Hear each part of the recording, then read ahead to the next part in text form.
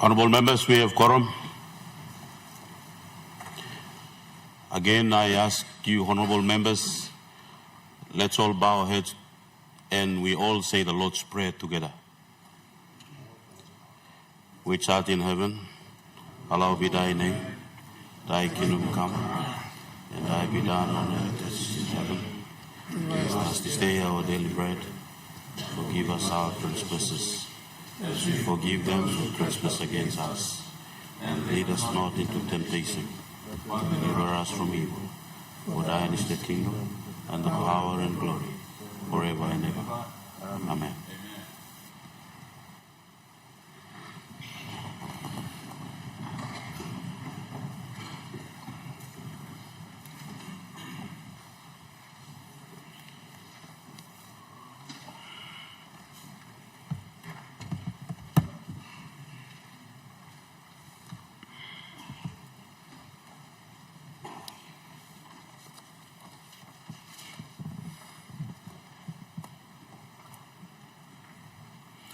Honourable members, I have to inform the Parliament that the Speaker had, in accordance with Section 110 of the Constitution, certified the Fire and Rescue Service Act 2025 and the Local Level Government Administration Act 2025 that were made by the National Parliament.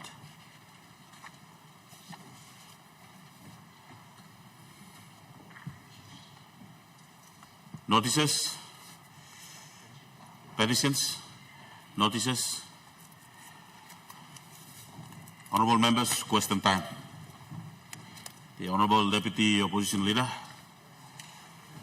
Deputy Speaker, my question without notice goes to the Honourable Prime Minister. Deputy Speaker, it has been 6 years since the Honourable Prime Minister became the Prime Minister of the independent state of Papua New Guinea. And over the weekend, he provided a very glossy presentation of all his achievements in the last 6 years.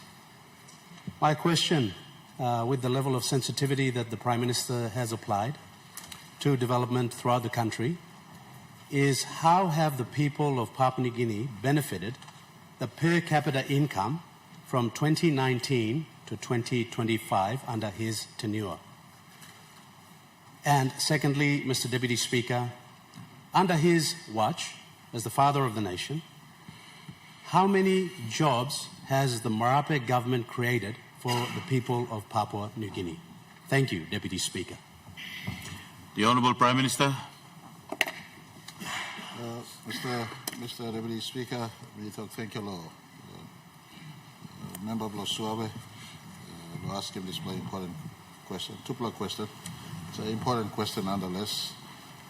I would, through you, Deputy Speaker, ask if the report I present to Parliament later this week on our 6 year of being in office will cover all this aspect, and I will take time to answer to this House and to the country on the issues that was raised this morning. Thank you, Mr. Speaker. The Honourable Member for Kokopo. Thank you, Acting Speaker. Thank you, Ken Long. Luksave Long, all people of Kokopo. My question without notice, but before I ask the question to our good Minister for Civil Aviation, let me, on behalf of my people of Kokopo, congratulate you again from Mining Minister to Civil Aviation. Question from me, Minister Blong, State Enterprise, take note. My question is regarding Tokwa. But before me ask him question, Acting Speaker, I like to question. Kokopo, East New Britain was declared as a tourism hub. Under my leadership when I was the former governor. Today, we've got cancellation of flights. And it's affecting the people of New Guinea Highlands region. New Island, Bougainville, Manus, West New Britain. My question to the good minister is this. It's almost a year, and I know, and I thank the Marape government again because of my question without notice. And today, we can land the Fokker 100 according to the repair of the runway, changing from chips material into an asphalt ceiling. My question is to the good minister. When is the funds going to be released for the extension of Tokwa Airport so that we can land the 737, and in order for that, as a tourism hub, we can receive direct flights from Karita, from Japan or China or any other countries throughout the world. So can you also, my good people of East New Britain, and particularly Kokopo District and the entire New Guinea Highlands region, my good Assistant Speaker or Acting Speaker, cancellations of flight, and we cannot give an excuse again because of the runway. Security, yes, we accept the fact that we are facing problem under the law and order issue. Kokopo, Miplevok, addressing law and order, and throughout the country. And that is our core responsibility within the members and the people in the community. But the extension of the airport, as we are going again towards the celebration of the 50th Golden Jubilee, we cannot tell the people in East New Britain and the entire New Guinea Islands region that we'll have to wait again for another 25 years or 30 years. Thank you. Acting Speaker. Honorable Minister for Civil Aviation. Thank you, Speaker, and thank you, Honorable Leader Blong Kokopo. Miamas loksim displa asking Blong you. Yes, the presentation Blong all the reports to me. And maybe like make him hugging. Na Kokopo also airport where and by ready loksim 83220 Nubla Balus na 737. The sol walk only plan also member come up long, maybe second quarter long. This player now weekly progress and especially Lohagen.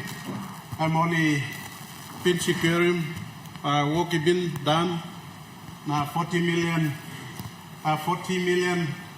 long finishing this runway now a lot of work long Hagen airport long Balus by down. Long area long Tokua, I think survey work and close to by one time, the survey work and by start I think next week or finish next week or kind of same. So hopefully by Mibla finding Chaka is ready long at least and by helping you me Sambla only time so sim loan na all a way long help him. So at least people like him also because plenty balus belong and you can by come and only like him by 737 can at least run the plenty airport na kind of sense. So Tupla and Mibla wish long have been ready before September, suppose April and by October or maybe November by ready law Balusi can put down. So at least as far as Miss Away and Mibla finding money long straight in this plan. Again, nothing money only secure him, now only try no one him. Popo and survey work he finish and by one him. Maybe by looking exact cost now, try no asking Saika or so some money internally long fixing this plan. And more some priority list, Blomibla, especially the NAC. Not fixing this plan before flight cancellations. I'm sorry, me no got control of this plan.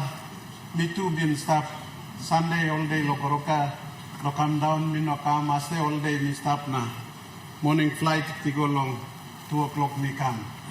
So some time I mean good plan. Safety, it's all about life, so only make him good, only make it good now. New Guinea got good plan record long safety because one of legally something he come up only put him stop fix him good now. Online blow him around now inside the 113 every day and some blow all VIPs all politicians na kind of same only run so me am a mass. Honorable Minister, we have a point of order. Thank you, Acting Speaker. My question is just direct. I don't want any, answers regarding safety. Safety, yes, it's paramount. But the main problem here is, NAC avoiding contracts to incompetent contractors. You point of order law again. Mitok Kokopo. Osena, Minister, thank you. The only thing is, if you find him to one funding, in up 3 million, and we can start him all at works. Under the NAC specifications, designs, whatever we can find money in 10, 15 years time, but for now, we like him to solve by, you talk long all so give him good advice, long all ministers while, managing director of NAC is listening today, or whoever, engineers. Safety, I'm all right, but the answer that I'm looking for is when. You may not talk, I think tomorrow, I think yeah, I'm not got. I think I'm before the independence, I'm think. Today, I'm like him, now yet. Thank you. Honorable Minister. Yeah, Sarah Solan, mixing report or some, as soon as survey work is finished, by Mibla looking at 3 million or 20 million or 40 million. You mean not talk 3 million or one you can call him like he got way belong. Fix him or something good. Have a long actual cost, and the job can be done satisfactory. You see, plenty time you give him more contract or work make him work incomplete. You may spend him again. You may spend him again. Na kind of sense so. But your priority, awesome. You like him 737. So we will make sure that we find some money after the survey and the rough costings is done. Okay, we'll come back to you. The Honourable Member for EMTV. Thank you, Mr. Speaker. Lo luksa lo people lo EMTV. My question without notice is directed to the Prime Minister. While we move towards our 50th anniversary, appreciating independence blame na relationship blame one time Australia you may enhance them. Lord's la time. There are some legacy issues, lo colonialism, lo Papua New Guinea, that has not been dealt with. Now, people blow me lo Papua up till now, about 3 generations have been asking for some answers as to what happened in the 50s going towards the 60s. About 20 Orokawa men were beheaded, hanged publicly at Higaturu government station. And when we received independence, that was an investigation into that never occurred. We forgot about it completely. And so these questions have been continuously asked by my people in Northern Province. And so I thought that I would bring it up on the floor of Parliament to bring it to our good Prime Minister. One, is he aware that there was these issues that occurred a few years before independence in this country? And if it is true, is there a way this government, with the Australian government, can sit down and talk, do an investigation into this particular matter and put it to rest, if it means compensating the families of those people that were publicly hanged at that time, so that it can rest our legacy issues whilst we move forward in this country. Thank you, Mr. Deputy Speaker. The Honourable Prime Minister. Mr. Deputy Speaker, I'd like to thank you, Member Long, EMTV, for asking this question. As far as this matter is concerned, nothing is surfaced through our government level for us to interface with Canberra. We do have annual ministerial dialogues and annual leadership dialogue with our counterparts in Australia. I want to ask the good leader representing his people to put in writing issues that he's raised, and we could appropriately deal with it and report back to this Parliament and to himself at an appropriate time. Thank you, Mr. Deputy Speaker. The Honourable Governor for West Sepik, Sundown.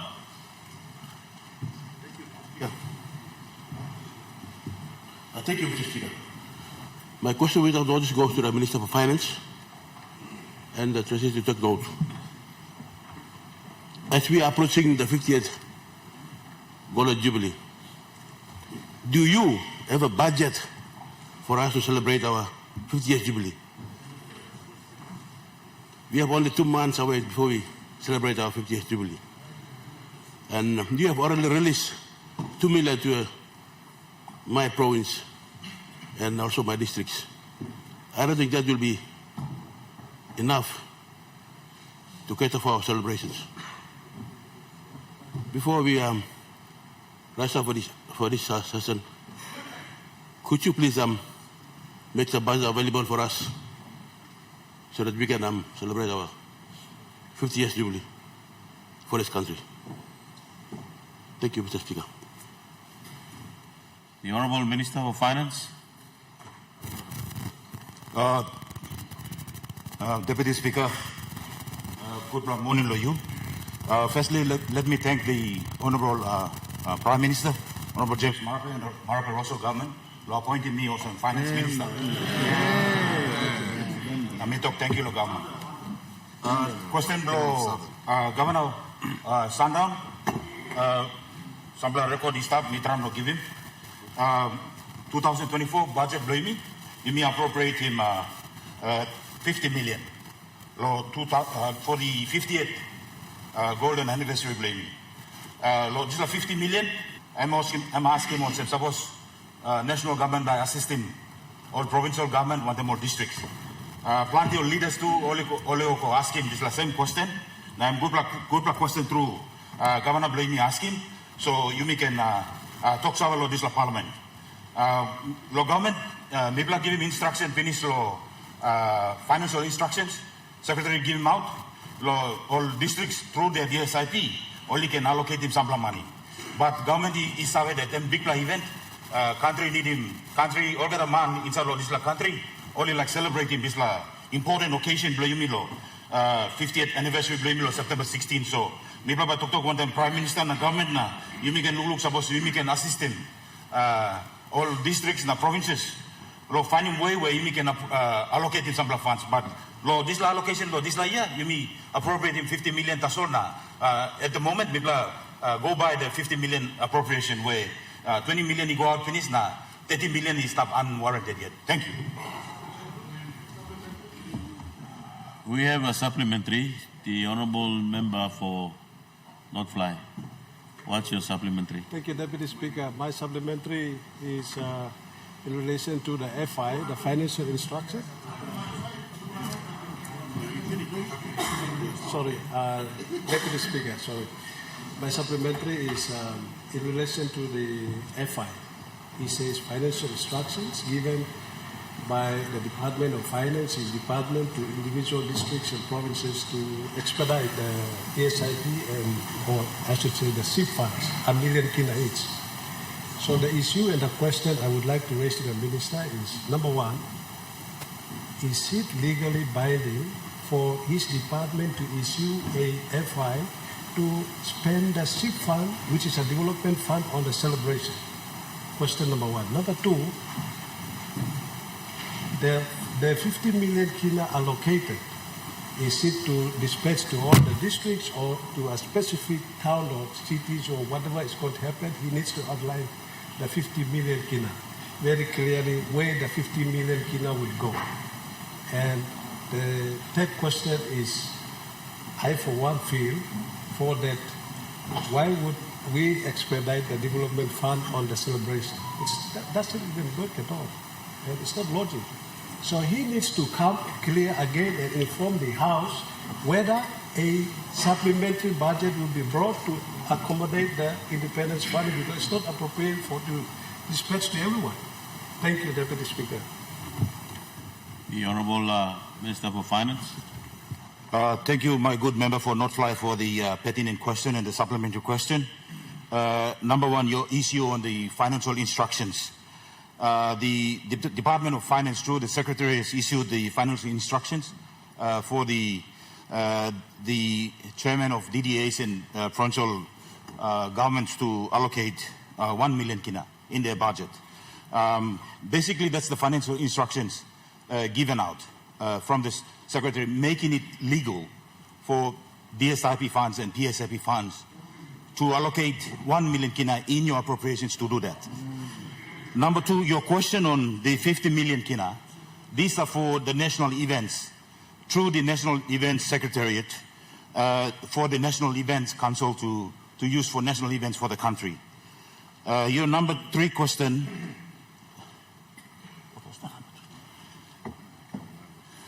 your number three question, I can't really remember what you said, but Honourable Minister, I can ask the Honourable Member to repeat the question for you, the third question. Yep, sure. The Honourable Member, if you can. Thank you. Thank you. I think he probably summarized it, answered it, but the other way to put it is the appropriation bill, if he's going to bring a supplementary, to accommodate if it is illegally spending out of the Parliament approving the budget.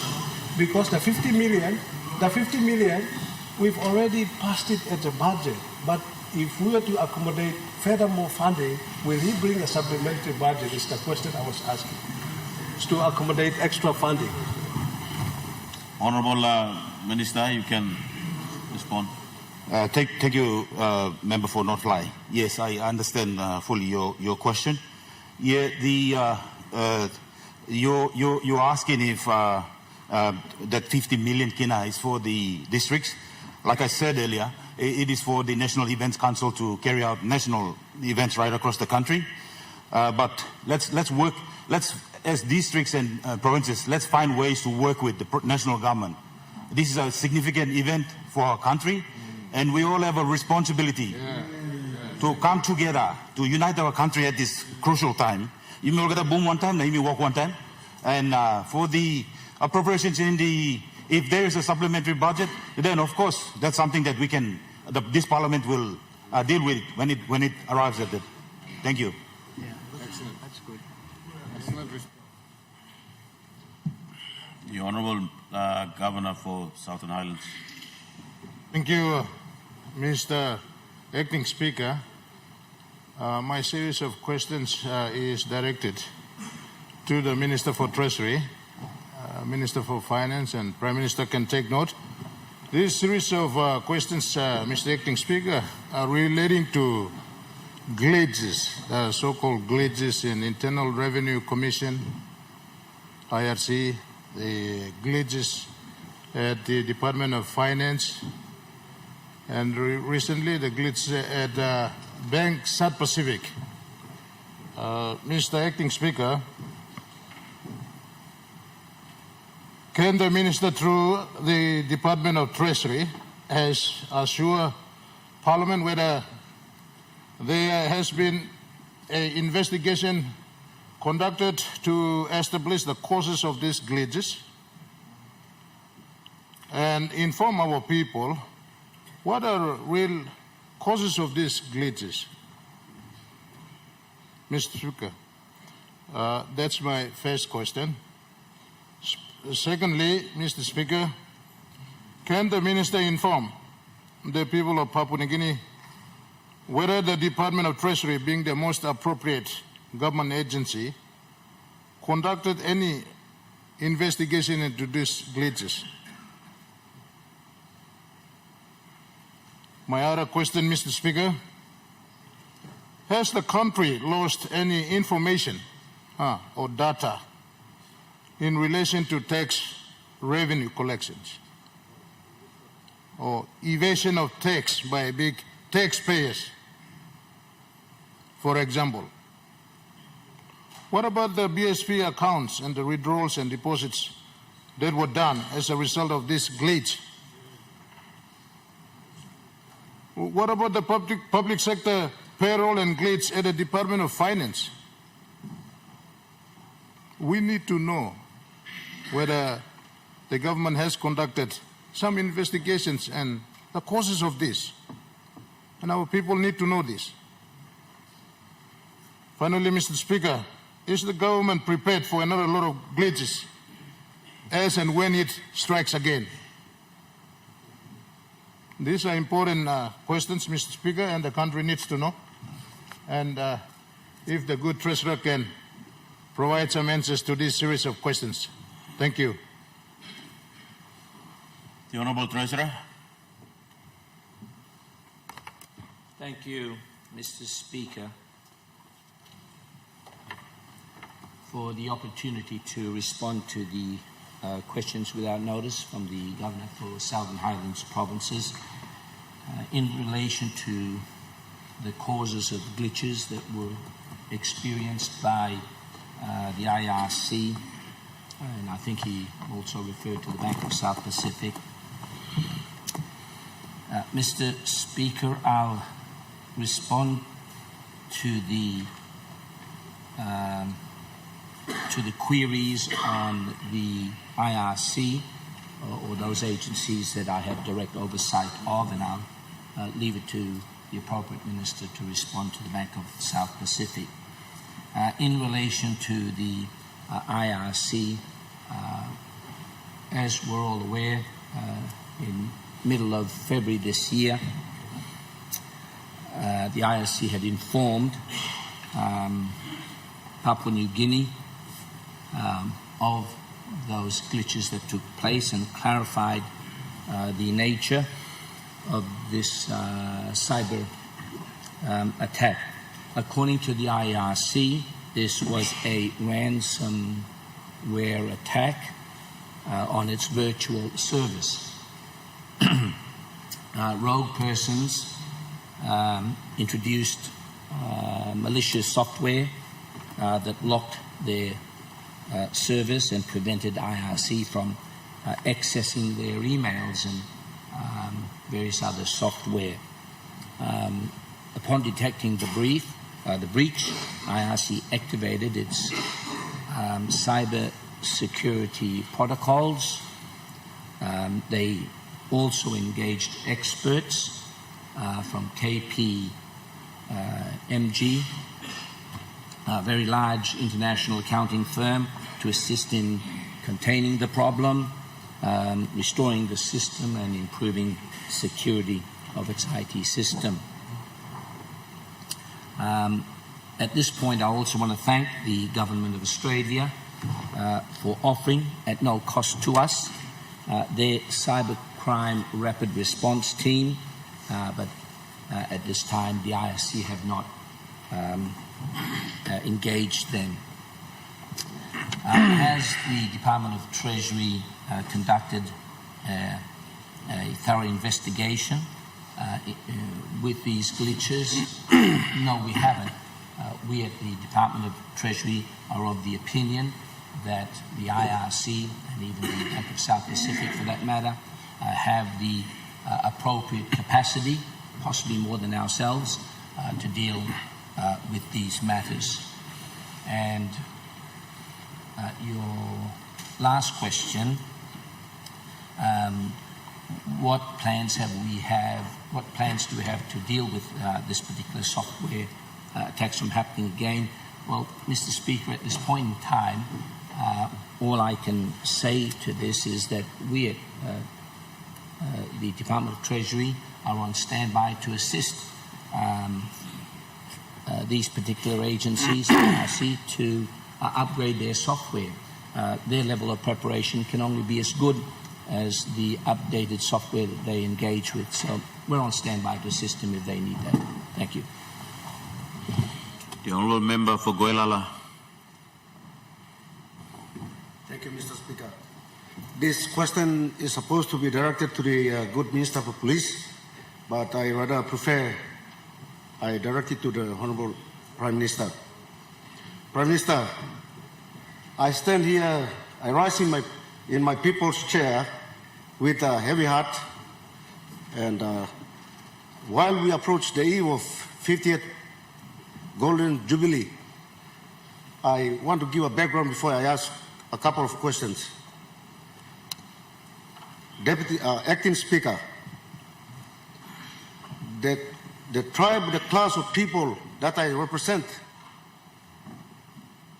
seems to be a marginalized group and a separated and segregated group of people. This city, Port Moresby, is a home to people from the Central Province and Gulf people. They come conduct business here. While we approach the 50th Golden Jubilee, and as other leaders have spoken on monies to celebrate the Golden Jubilee, we still have the footprints of colonization, but dressed up in a local context, from a PNG context. This particular incident is reference to a few kilometers, if not 1 kilometer away from here, next to Waigani police station. In recent times, we've seen horrific scenes of people massacred and loaded onto trucks, bent in other parts of the country. But some 2 weeks if not 3 weeks ago, in the heart of Port Moresby, the national capital city, the city of this country, this beautiful country that we all represent here, representing our individual people. It is unprecedented to see under the nose of a police station, Waigani police station, we see an unfortunate scene where 4 Golales killed and burnt alive, and not only Golales, but a Marawaka female, innocent, totally innocent, killed and burnt alive to ashes.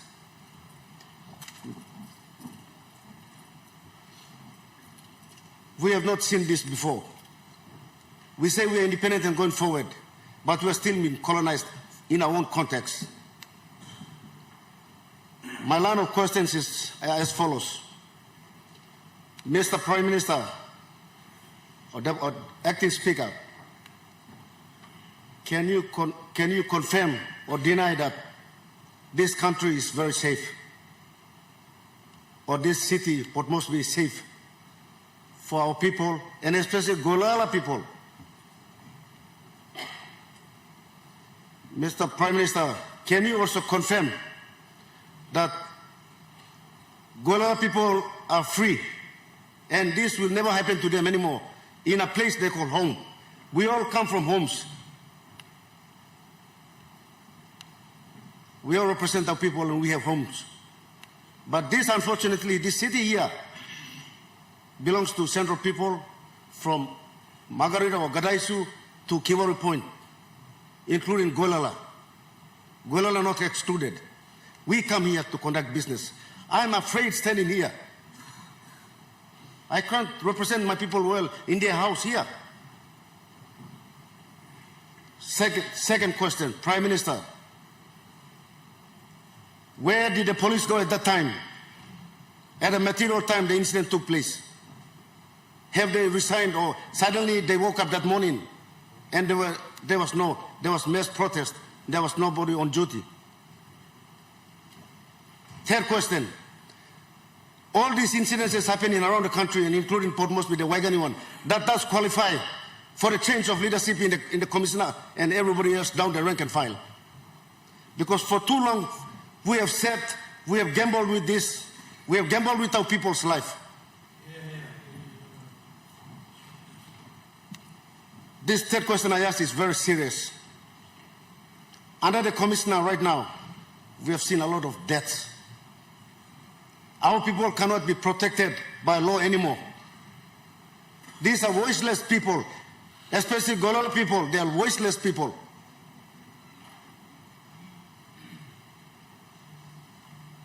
Third question, or fourth question. We have incidences at Warawara, 2 Mile Hill, Baruni Dump, Tete, of the same magnitude. The question is, have the police arrested anybody? And if yes, what are the statistics? For the Waigani incidents, do we have a guarantee?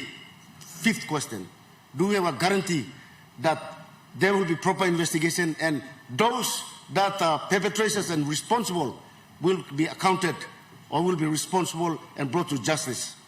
Because history tells us that my people were mistreated at Warawara, 2 Mile Hill, Tete, Baruni Dump recently, at the back of Bomana Jail, Kasia, and now at Waigani. Ending question, Mr. Prime Minister, tell me, where do you think is the safest place I can take my people to? If it's not here, where they come and do business, where is our next place to go? We can't go to Alatau, we can't go to Kelema, we can't not even go to Hagen, Olay. Where do we go from here?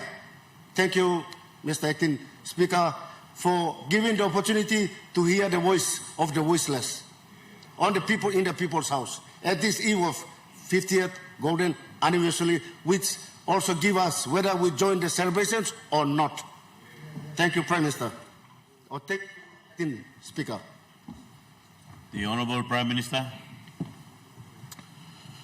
All right. I want to thank the member for Guelala for asking 6 questions. That is very important. And whilst Guelala people may have been the focus of this question, but the question is quite generic, and it applies to the safety of all of us right across this country and also our nation's capital. I want to firstly put from the outset, we'd like a big thank you to most of the people of Guelala. They were part of the early construct of the city. They were mobilized by the pre-independent administration of manpower and labor that came into Port Moresby City to build the city to what it is today.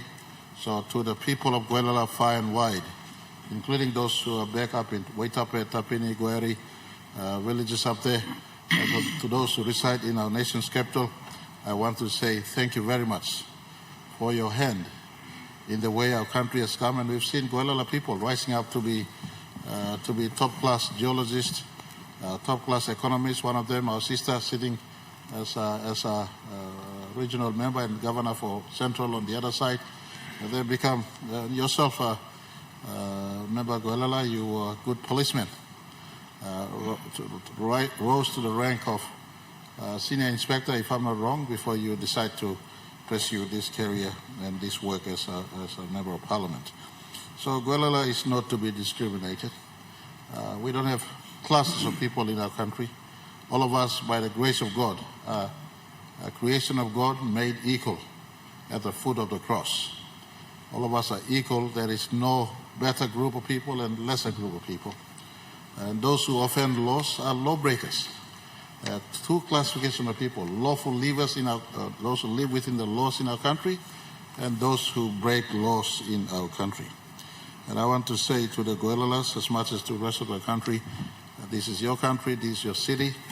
You should feel safe in your own city, and your conduct likewise must be within the sanctum and dictates of law for all of us. Coming back to your first question, is Guelala safe? Guelala should be safe. Guelalans should be safe in the city and in the country as much as every other citizen. Those who are only unsafe, in my view, should be those who are offenders of laws in our country. Those who are offenders of law in our country, and I want to say that police must not discriminate. Your second question, on the 4 who unfortunately lost their life in the criminal site at Waigani. Police is working. I want to give assurance to the member and to the House. Police is working to make sure they get to the bottom of this, and arrests, if not made yet, must be made at the very earliest. No crime in our country must go unattended. In fact, every crime is registered. And even if it takes delayed response time, police, as part of their duty, must and will attend to all matters of crime. The 4 that happened right in the face of Waigani police station is not good, and police commissioner has been instructed to get to the bottom of this one and make arrest at the very earliest. In the face of our 50th anniversary, I want to use this question to point to one important and essential character our nation must rise up to. The easiest, the freest, and less cost contribution our citizens must give to our country is the respect of rule of law in our country. And in as far as a matter is concerned, I want to point to one example of a fine young councillor in my own electorate. In his village, including the loss of life of his wife and his mother. This young councillor, I've mentioned his name in this floor before, and it's worth mentioning again. Councillor Oli Urupu of Karida village never resorted to payback, trouble fight, violence that is predominantly known as a recourse and response by tribes. He lost his own, yet he said, I will report the matter, and 4 years on, some arrests have been made, and continued arrest and work is happening as we speak up there in the mountains of the land of Hulis. And I want to say this is a good example to the rest of us. When the first murder ever took place on planet Earth, when son of Adam and Eve, Cain, murdered Abel, God's response was not to murder Cain and gave Cain punishment. Tooth for tooth, eye for an eye is not the rightful manner in which we must respond. As painful as it may be, as delayed as police may seem to do their work, people are asked, if a murder takes place, don't repay with a murder. Report a matter to police. Police must then get to work at the very earliest. When you do recompense or react with another matter, you're bringing the case to yourself. I want to ask our people in the face of our nation's 50th, don't pay back, allow police to get to work. But in this instance, when the 4 or 5 were murdered in response to an assumed or perpetration of crime earlier, police is now getting to work in this one. In that area, there were one innocent bystander, a young daughter from Medi, a university graduate who also lost life in a response by police around the place. Police officers concerned are right now under investigation as we speak. I want to say over 500 police officers throughout our country for everyday recklessness or discipline offenses have been suspended or removed from the police force as we also work to restore young recruits into a police force. So these are part of the work that is ongoing to reconstruct. I must admit that police response time is slow to my dissatisfaction, but this is the capacity constraint we are faced with. But they will still get to attend to all matters. Let's not respond crime for a crime, an offense for an offense, a matter for a matter. I want to appeal to our people. Put on the restraint, report a first instance of break of law to the police, and we leave it to the police and we hold police to account for the response time. I want to say to the victims at Waigani market area, I do sincerely apologize. Police is attending to the matter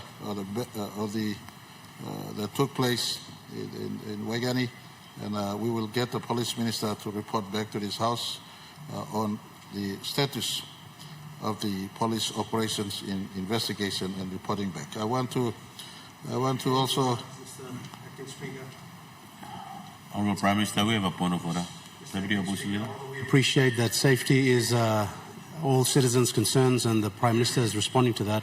The Honourable Member for Goilala asked a specific question about his people and a chain of events and a series of clear atrocities that happened throughout the city, and the latest one being the Goilalas being burnt to a crisp. So can the good Prime Minister directly and expressly respond by stating whether the Goilalas, the people of Goilala, are safe to come into the city and conduct their business or not? Thank you, Acting Speaker. The Honourable Opposition Leader, I think the Prime Minister made mention on the safety of Goilala people, so I'll allow the Prime Minister to complete this reply. Prime Minister. Thank you, Mr. Deputy Speaker. I want to say Goilalas, like anyone, should be safe, must be safe, are safe in our city. However, like everyone else exposed to the atrocity and the lawlessness that is in our city and elsewhere, they tend to be exposed.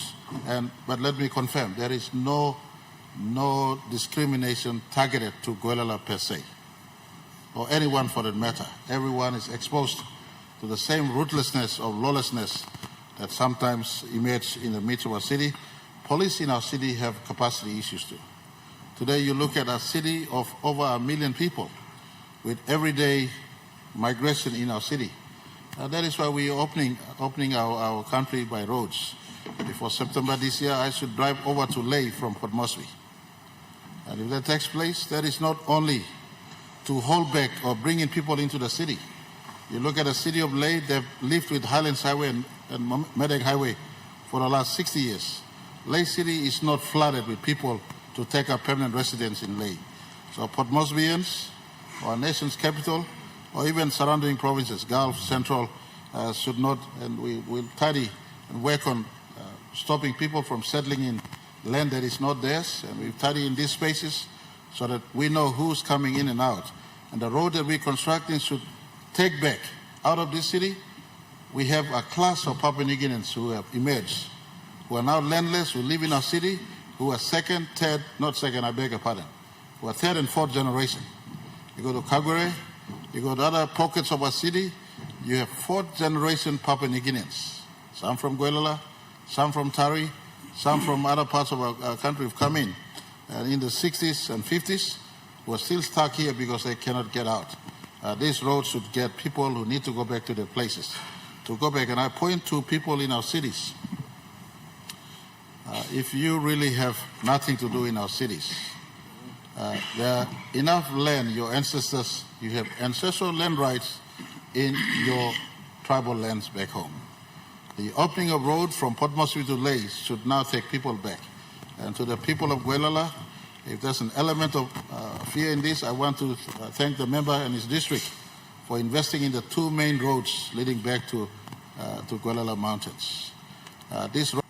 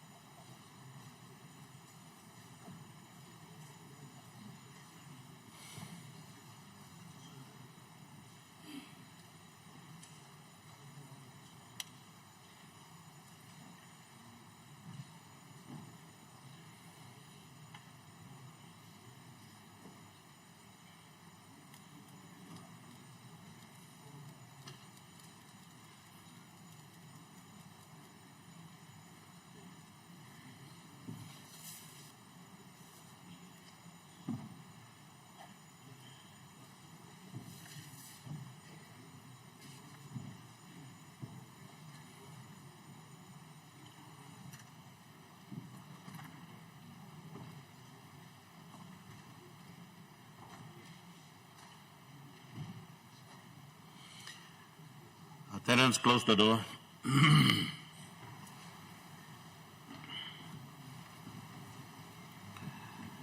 The question is that the bill now be read the third time. Would those in favor please stand?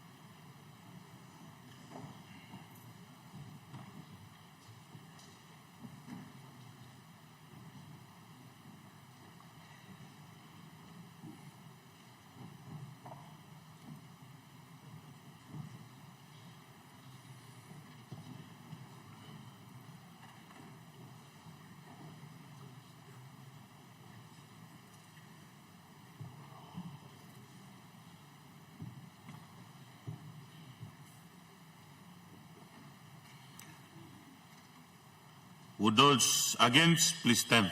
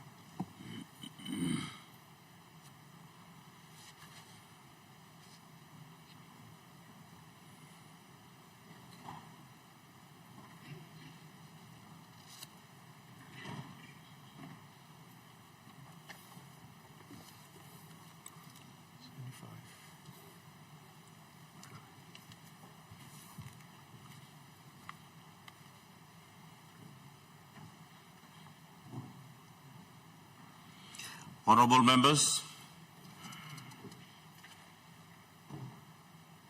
in support of the Community Development Bill 2025, ayes have 75 votes, and noes 3 votes. Clerk. Third reading, a bill for an act A, to establish the National Community Development System, and B, to implement and coordinate the functions of the department responsible for community development and religious matters at the subnational levels in a centralized manner and for related purposes.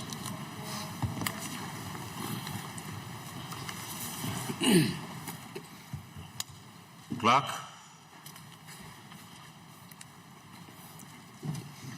Notice number 143, Minister for Agriculture. Thank you, Minister for Community Development.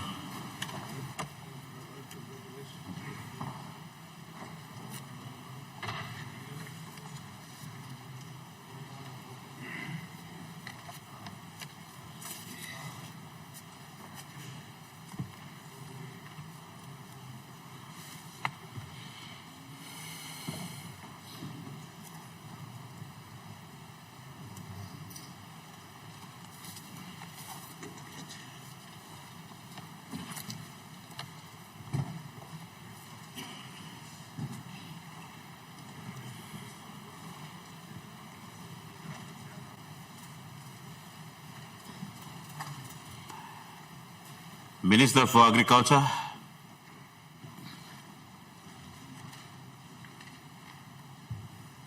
Mr. Acting Speaker, I present the Biosecurity Bill 2025. Clerk.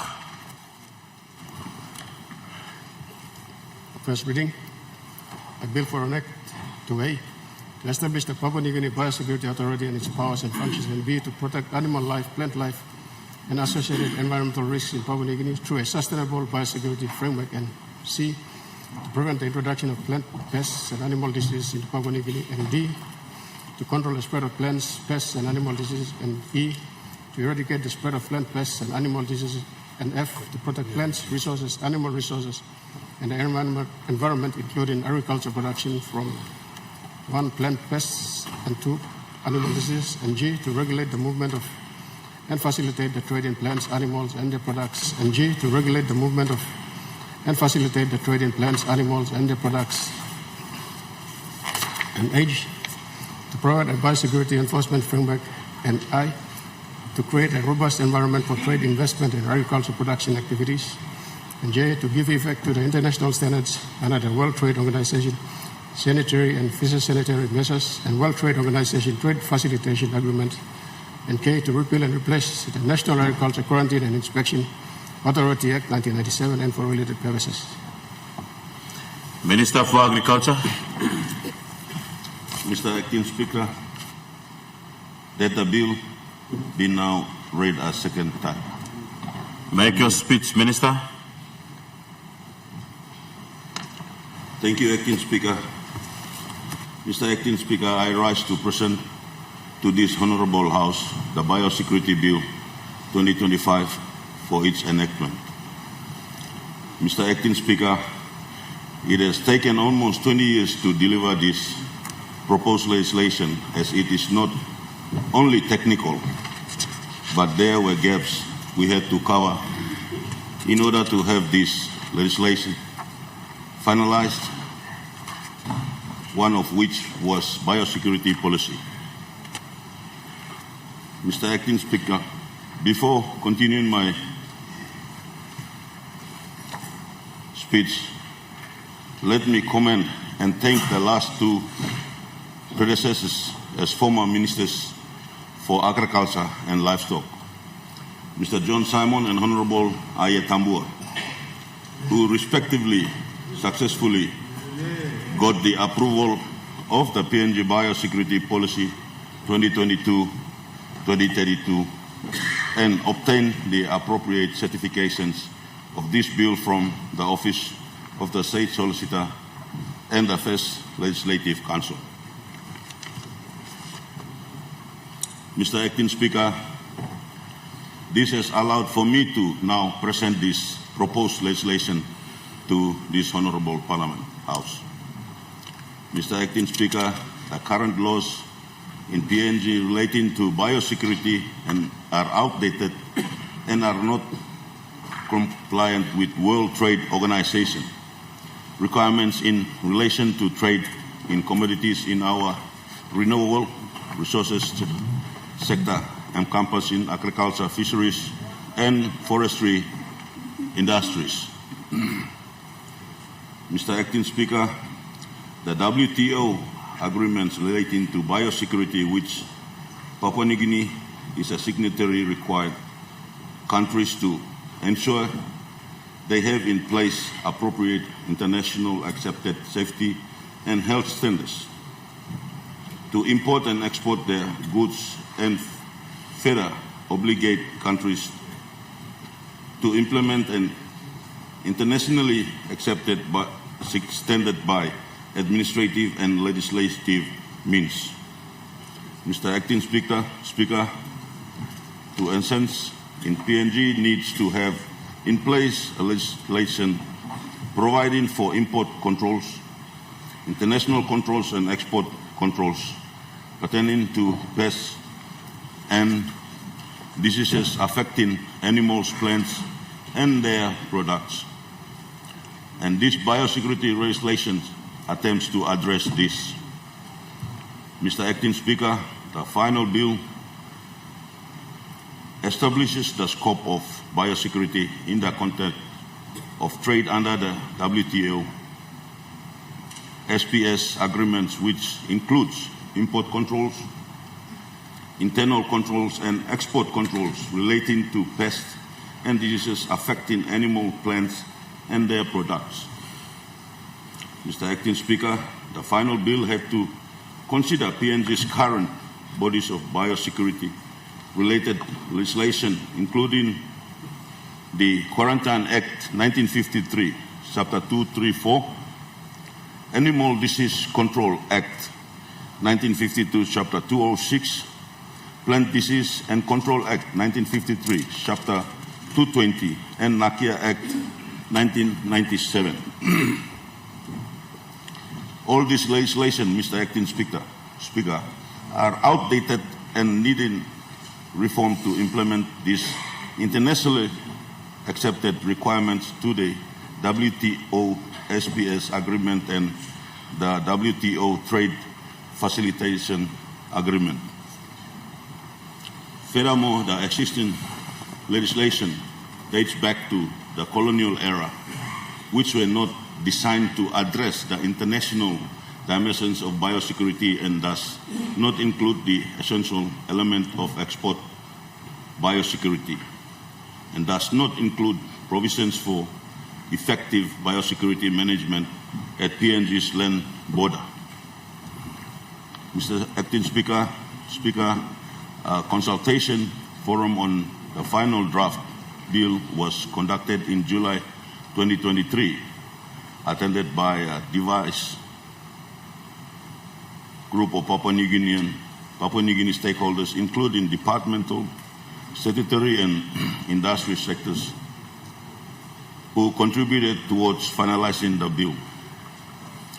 The consensus view amongst the stakeholders is that a revised comprehensive legislation by way of a new bill should be enacted to collectively address important measures, internal measures and export measures relating to pest and disease affecting animal and plants to satisfy the objectives within a suitable time frame by bringing within a single legislation the numerous existing pieces of outdated legislation,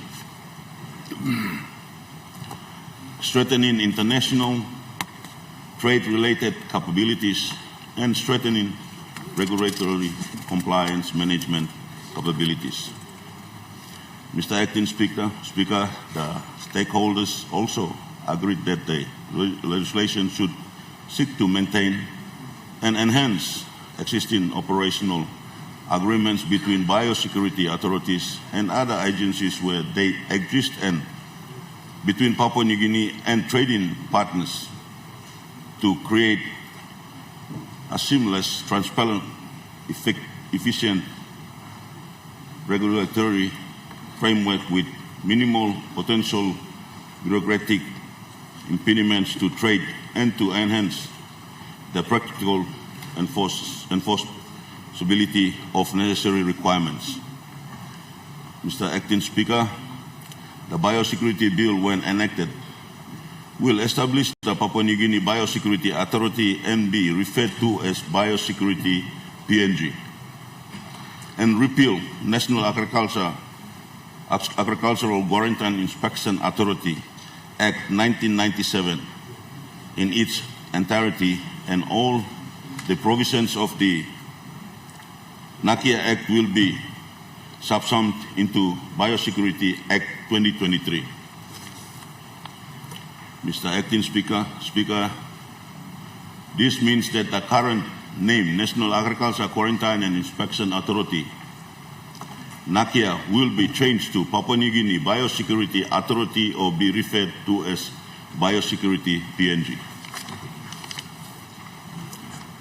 Mr. Acting Speaker, other biosecurity-related legislation that will be repealed include Animal and Disease Control Act 1952, Channel 206, Plant Impose and Control Act 1953, Channel 220, and Part 6 and Section 89, 89, 90, and 91 of the Quarantine Act 1953, Channel 234. Mr. Acting Speaker, Biosecurity PNG will be given the mandate to implement biosecurity export, import, and internal control functions, and will have the provisions to guide implementation of the export control functional responsibilities. Mr. Acting Speaker, Biosecurity PNG will continue to administer the biosecurity functions as an independent statutory authority from NACIA under the Repeal NACIA Act 1997. Finally, Mr. Acting Speaker, in summary, the Biosecurity Bill, when enacted, will update the various biosecurity-related legislation, all of which are old and outdated, and bring them all under a single legislation and domesticate and makes as law and WTO, SPS, and trade facilitation agreement. Thank you, Mr. Acting Speaker.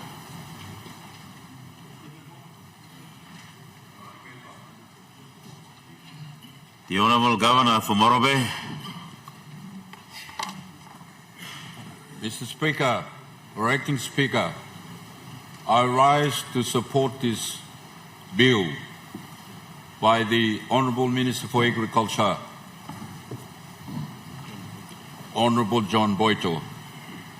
He is the right and fit person to present this bill, Mr. Speaker, because the Honourable Minister is a farmer by himself, and he has been in the business in exporting coffee out of the country. And Honourable James Marape, the Prime Minister, appointed him, rightly appointed him. The man with this experience should be sitting on that old chair in relation to matters of agriculture. Yes. So I commend him. Having read the preamble of the Act, proposed bill, he sets out what he wants to achieve in this bill. And all of those he wants to achieve are salient and they're good for this country, Mr. Speaker.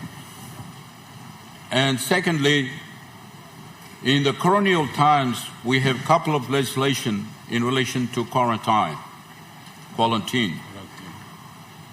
And those legislation, in my humble view, will support the stand by the Minister that those bills did not satisfy the requirement of biosecurity sufficient enough.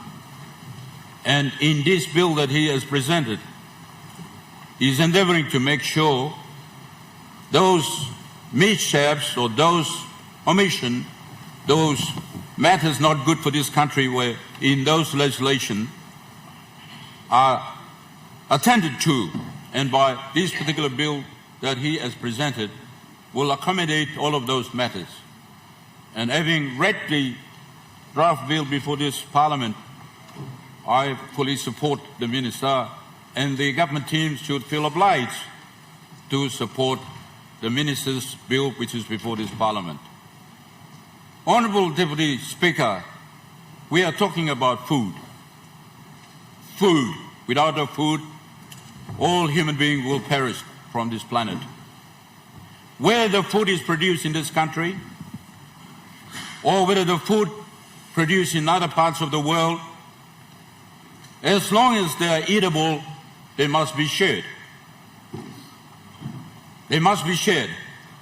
And the World Trade Organization, the agreements that we have acceded and rectified before this Honourable Parliament previously in relation to the import and export of food throughout the nations of the world, they have supported it, and it is our business to make sure those agreements, either multilateral agreement or bilateral agreement in relation to the matter before this Parliament, must be supported, Mr. Speaker.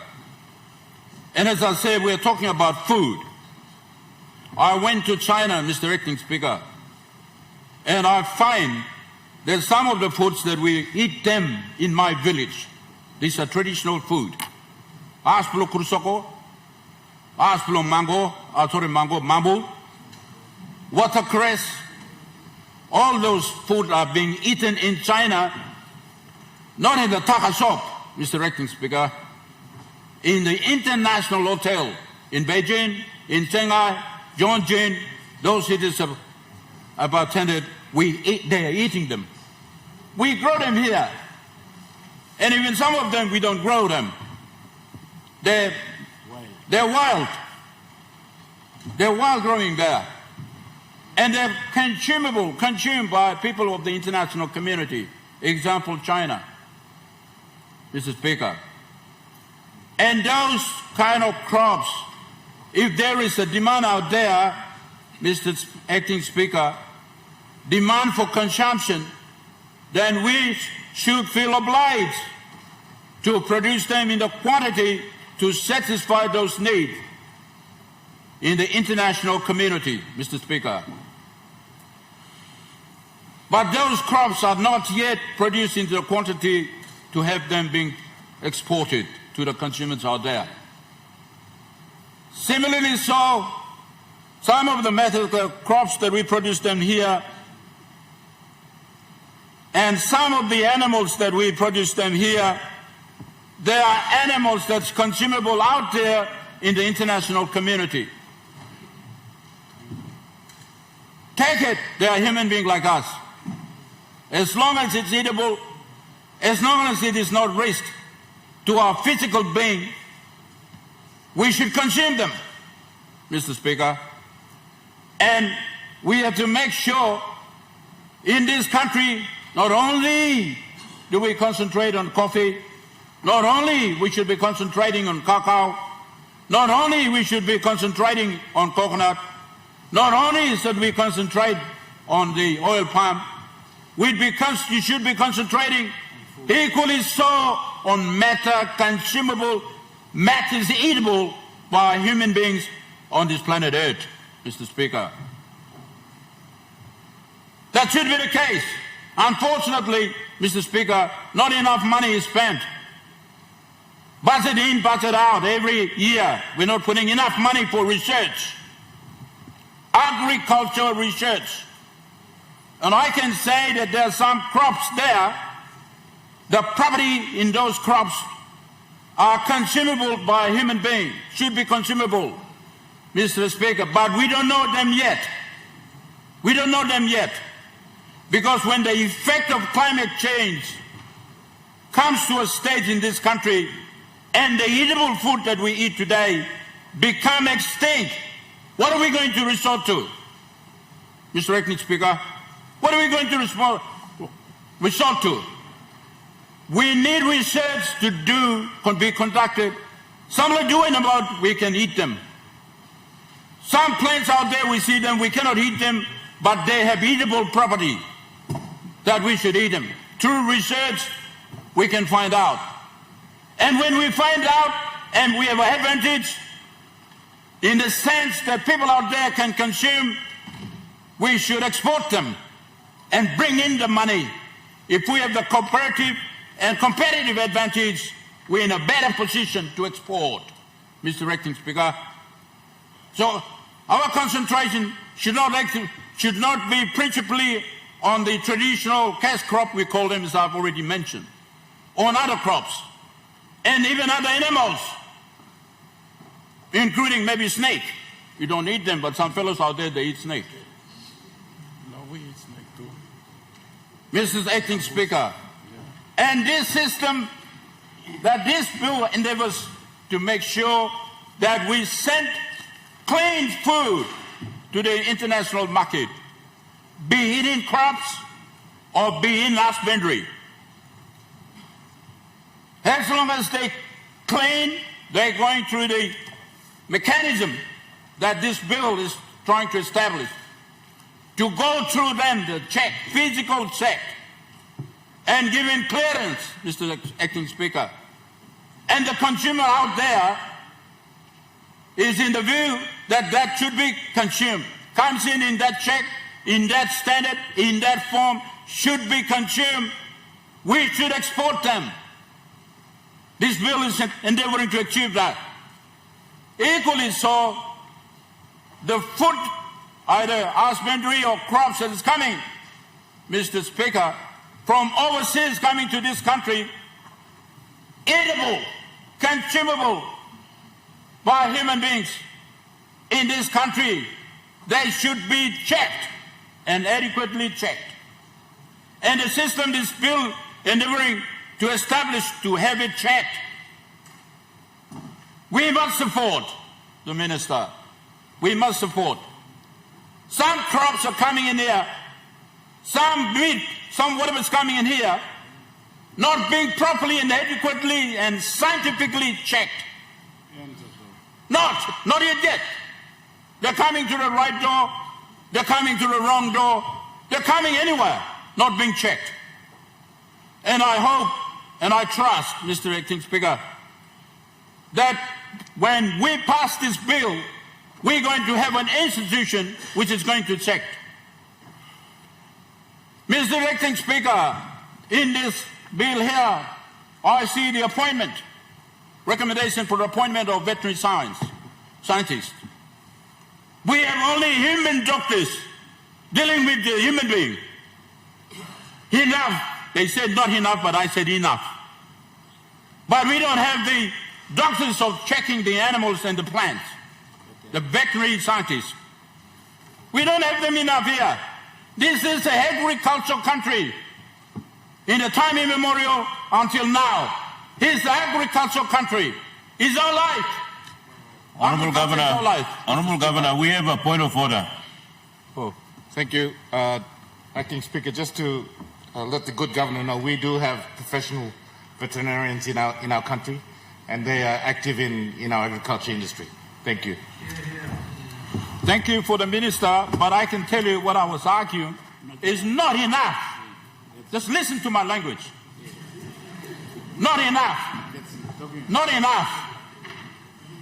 Not enough is different from what you have. Completely different. We're not having enough.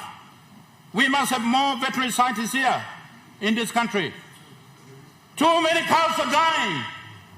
Too many sheep are dying. Too many pigs are dying. All crops are dying. We need animal scientists now to check the animals, to make sure the farmers are right. No plenty sick affects their animal, be it pig or whatever animal. We need enough veterinary scientists. You go to Philippines. I visited country Philippines. Thousands of veterinary scientists there. And Philippines is producing food for American soldiers, meat food and crop food. Take out a veterinary scientists there. They're doing it. And plant scientists there. They're doing it. They're doing it well. Exporting to the United States and bringing a strong currency into their country. And we're not doing here, Mr. Speaker. We're not doing enough. We're talking big roads and bridges and all of those things, coffee and coconut and all those things, but your food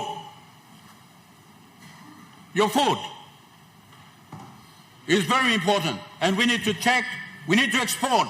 If we can't do well in coffee, cacao, let's send other crops. We have a comparative and competitive advantage. Crops like Aspulumambu Naumi Ogantoto. We should have a big plantation of bamboos, eatable bamboos. There's so many bamboos, but I'm talking about eatable bamboos. We should have it. And the Chinese out there, they're going to buy it. We're going to bring more money here, as long as go through the check that minister is trying to put up. Some other plants, we eat them here. Watercress.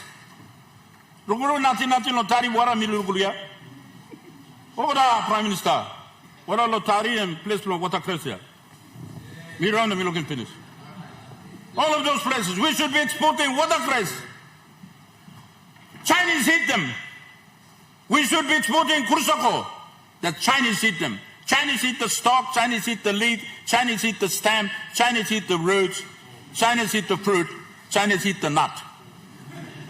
Mr. Speaker, those things, they can't chew them. They're just growing everywhere. Sometimes you don't grow them. They're just growing. We need to take advantage of those kind of crops.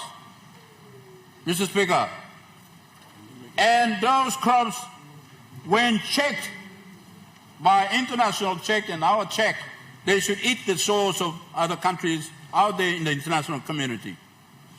We make money. Make money. And the Minister for Works is doing a good job. I already commend him. He's taking the road up to places. I commend him. To take it to Meniamia, take it to Kabul, take it to Sialom. All those crops that I've mentioned are there. Take the road there. They produce them in the quantity ready to be checked and to be exported. That's what we need. And the minister is endeavoring to make sure that happens. Mr. Speaker. Mr. Speaker, so very important for food and animal. Mr. Speaker, thank you, Mr. Speaker. Now I saw it in a BBC program, Mr. Speaker. I saw in the BBC program. Now they're not going to produce any cows in Britain when the climate change hits that country, that part of the world, Mr. Speaker. They're now going to produce meat in the laboratory. Meat in the laboratory. Doesn't require you look at them cow on them.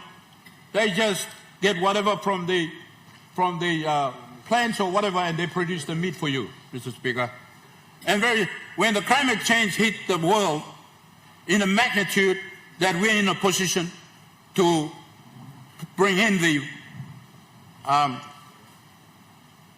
a component of meat, those kind of meat will come to our shores.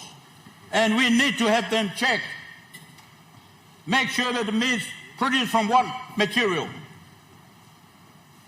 What kind of plant they use to produce the meat in the test tube. The advanced countries are moving that way.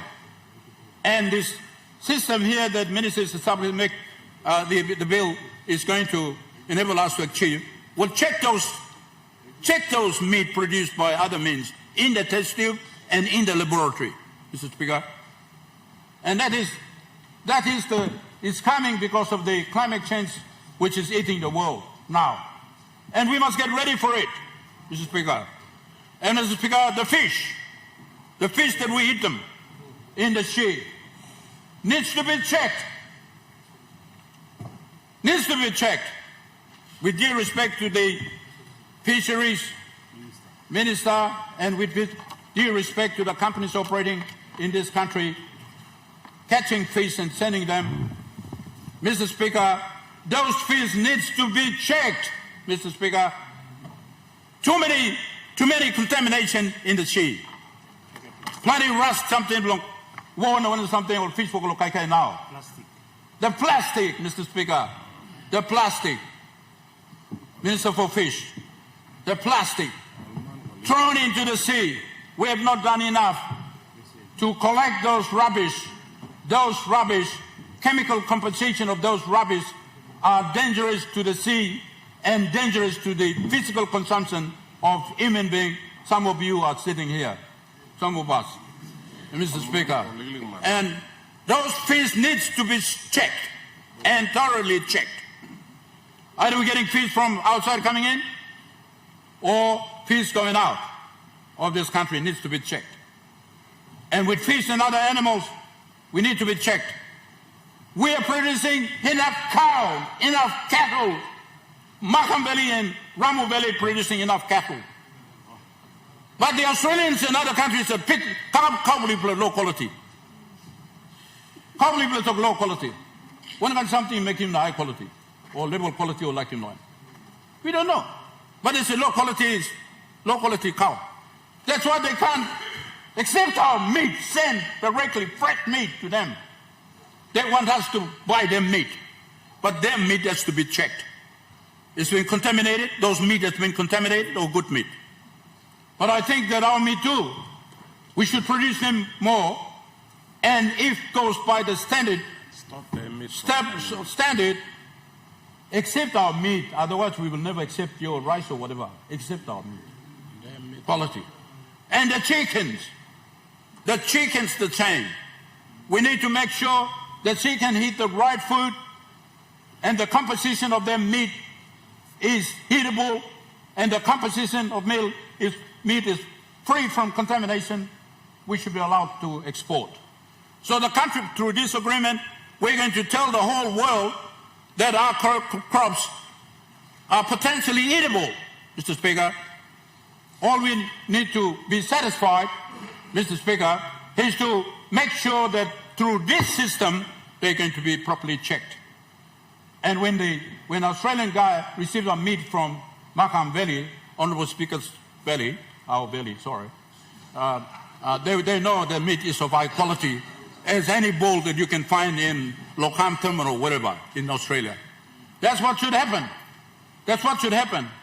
And I don't think that we should restrict our import and export to 1 and 2 countries. We go around and around the world and see who are the consumers or potential consumers of our product. We find them, make deals with them, bilateral agreement or multilateral agreement, and we sell our product. Agriculture is very important. Important matter in this country, agriculture. We can forever build the road and all of those things, but if there's no food to eat from inside or from outside come in, we're going to die and bound to die. Mr. Minister, I thank you. Your bill is in order, and you have my vote, and I support you 100%. The Honourable Minister for Culture and Tourism. Thank you, Mr. Acting Speaker. Mr. Acting Speaker, me too, me salablong supporting this bill. Mr. Me commending Minister of Agriculture, kissing this very important transformational bill. As you may look go along 50th anniversary blow you me. And me good plan long. You may look in on key ministers, especially in the resource sector. Look on major reforms or bills to come to Parliament for making some major changes. Over the time you may are in long legislative amendments, mining, oil and gas, but agriculture, forestry, fisheries are most important sustainable industries in our country. It is very encouraging to see our good minister to bring this bill to Parliament. And also we thank the 2 former ministers as well who have put a lot of efforts in this, and also our public servants who have worked tirelessly to coming up with this major reform. Apart from the reform, me looking inside this bill and rebranding of the name. It's also timely, as you may come along this 50th anniversary. It demonstrates that what the Marape Rosso government is doing, trying to achieve and trying to bring major reforms, looking at our country past 50 years. Mr. Speaker, debate basically talk thank you, Minister. Mostly controls, especially all imports that come inside the country. Mr. Acting Speaker, we have had many problems with our commodities in cocoa pod bora, in vanilla, in coconut, or leaf only dye nothing. Basically because we do not have our controls in place. And our legislations are mostly obsolete, useful the changing world. This reform and this new legislative reform where Minister Amikarmukam, I believe it will enhance the control systems in our country. And plenty time too, Mr. Acting Speaker, you may lose thinking too long, border security, where quarantine, Nakia and must play a major role. I say this because my electorate shares the common border with Indonesia. We have serious issue on the border where our people are bringing in food from Indonesia. And most of the food have high sugar content. The plenty of citizens from me only now walk no diabetes. And we don't have quarantine on the border. Our borders are left bare naked. And even in the security system, police na army blame itu patrolling border on a daily basis. Now illegal trades will go on. Cocoa pot pora been break out the country, and because all people blame me living along the border only buying seedlings na outside. Na karami kami sa the country blame me. We have non-existence of quarantine and border security on the borders. We are the only country in this region that says the common land border. And yet, government in, government out, we have not done nothing on the border security. And border security comes with biosecurity, the quarantine. I thank the minister for bringing this timely bill. And I believe through this bill, we can now look at how we strengthen our borders along the common land border, and also the ships coming in, the planes coming in into our country. Our immigration systems, our quarantine system is very weak. Plandio kagoro imi importe mikam. You know got good luck check. It's either the customs officers have been bribed to bring these goods into the country. They are affecting you me. Rice come inside the country.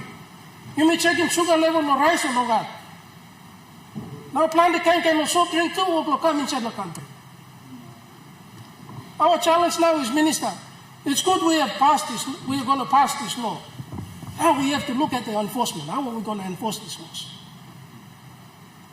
We got to now look at the public service system. We got to get rid of the corruption in the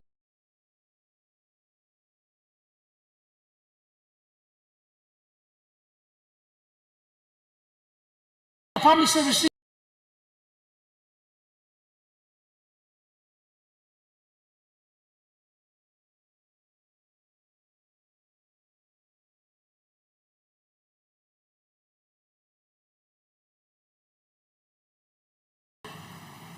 But where is the enforcement?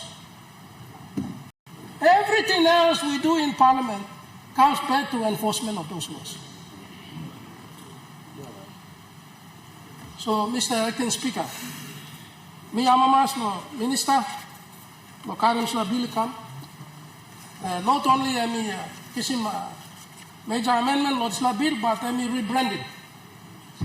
Ami sensing name, ami good plan. Instead, let me call him agriculture quarantine, na inspection authority, NACIA. Number, let me call him Papua New Guinea Biosecurity Authority. Ami good plan name. I'm meeting a good plan name. You know, I'm also doing the same in the tourism.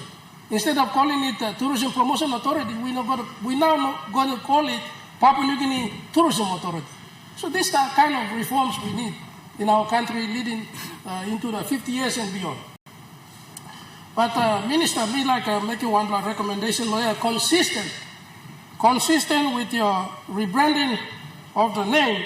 You talk also Papua New Guinea Biosecurity Authority, and then behind you talk also referred to as Biosecurity PNG.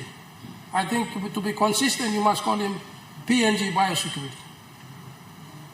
I mean, more consistent one, the name you give him also PNG Biosecurity Authority.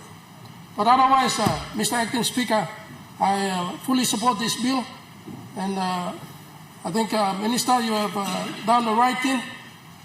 All we need now is enforcement along our common land borders from Torasi to River Tami in Torasi in Western Province to River Tami in West Sepik.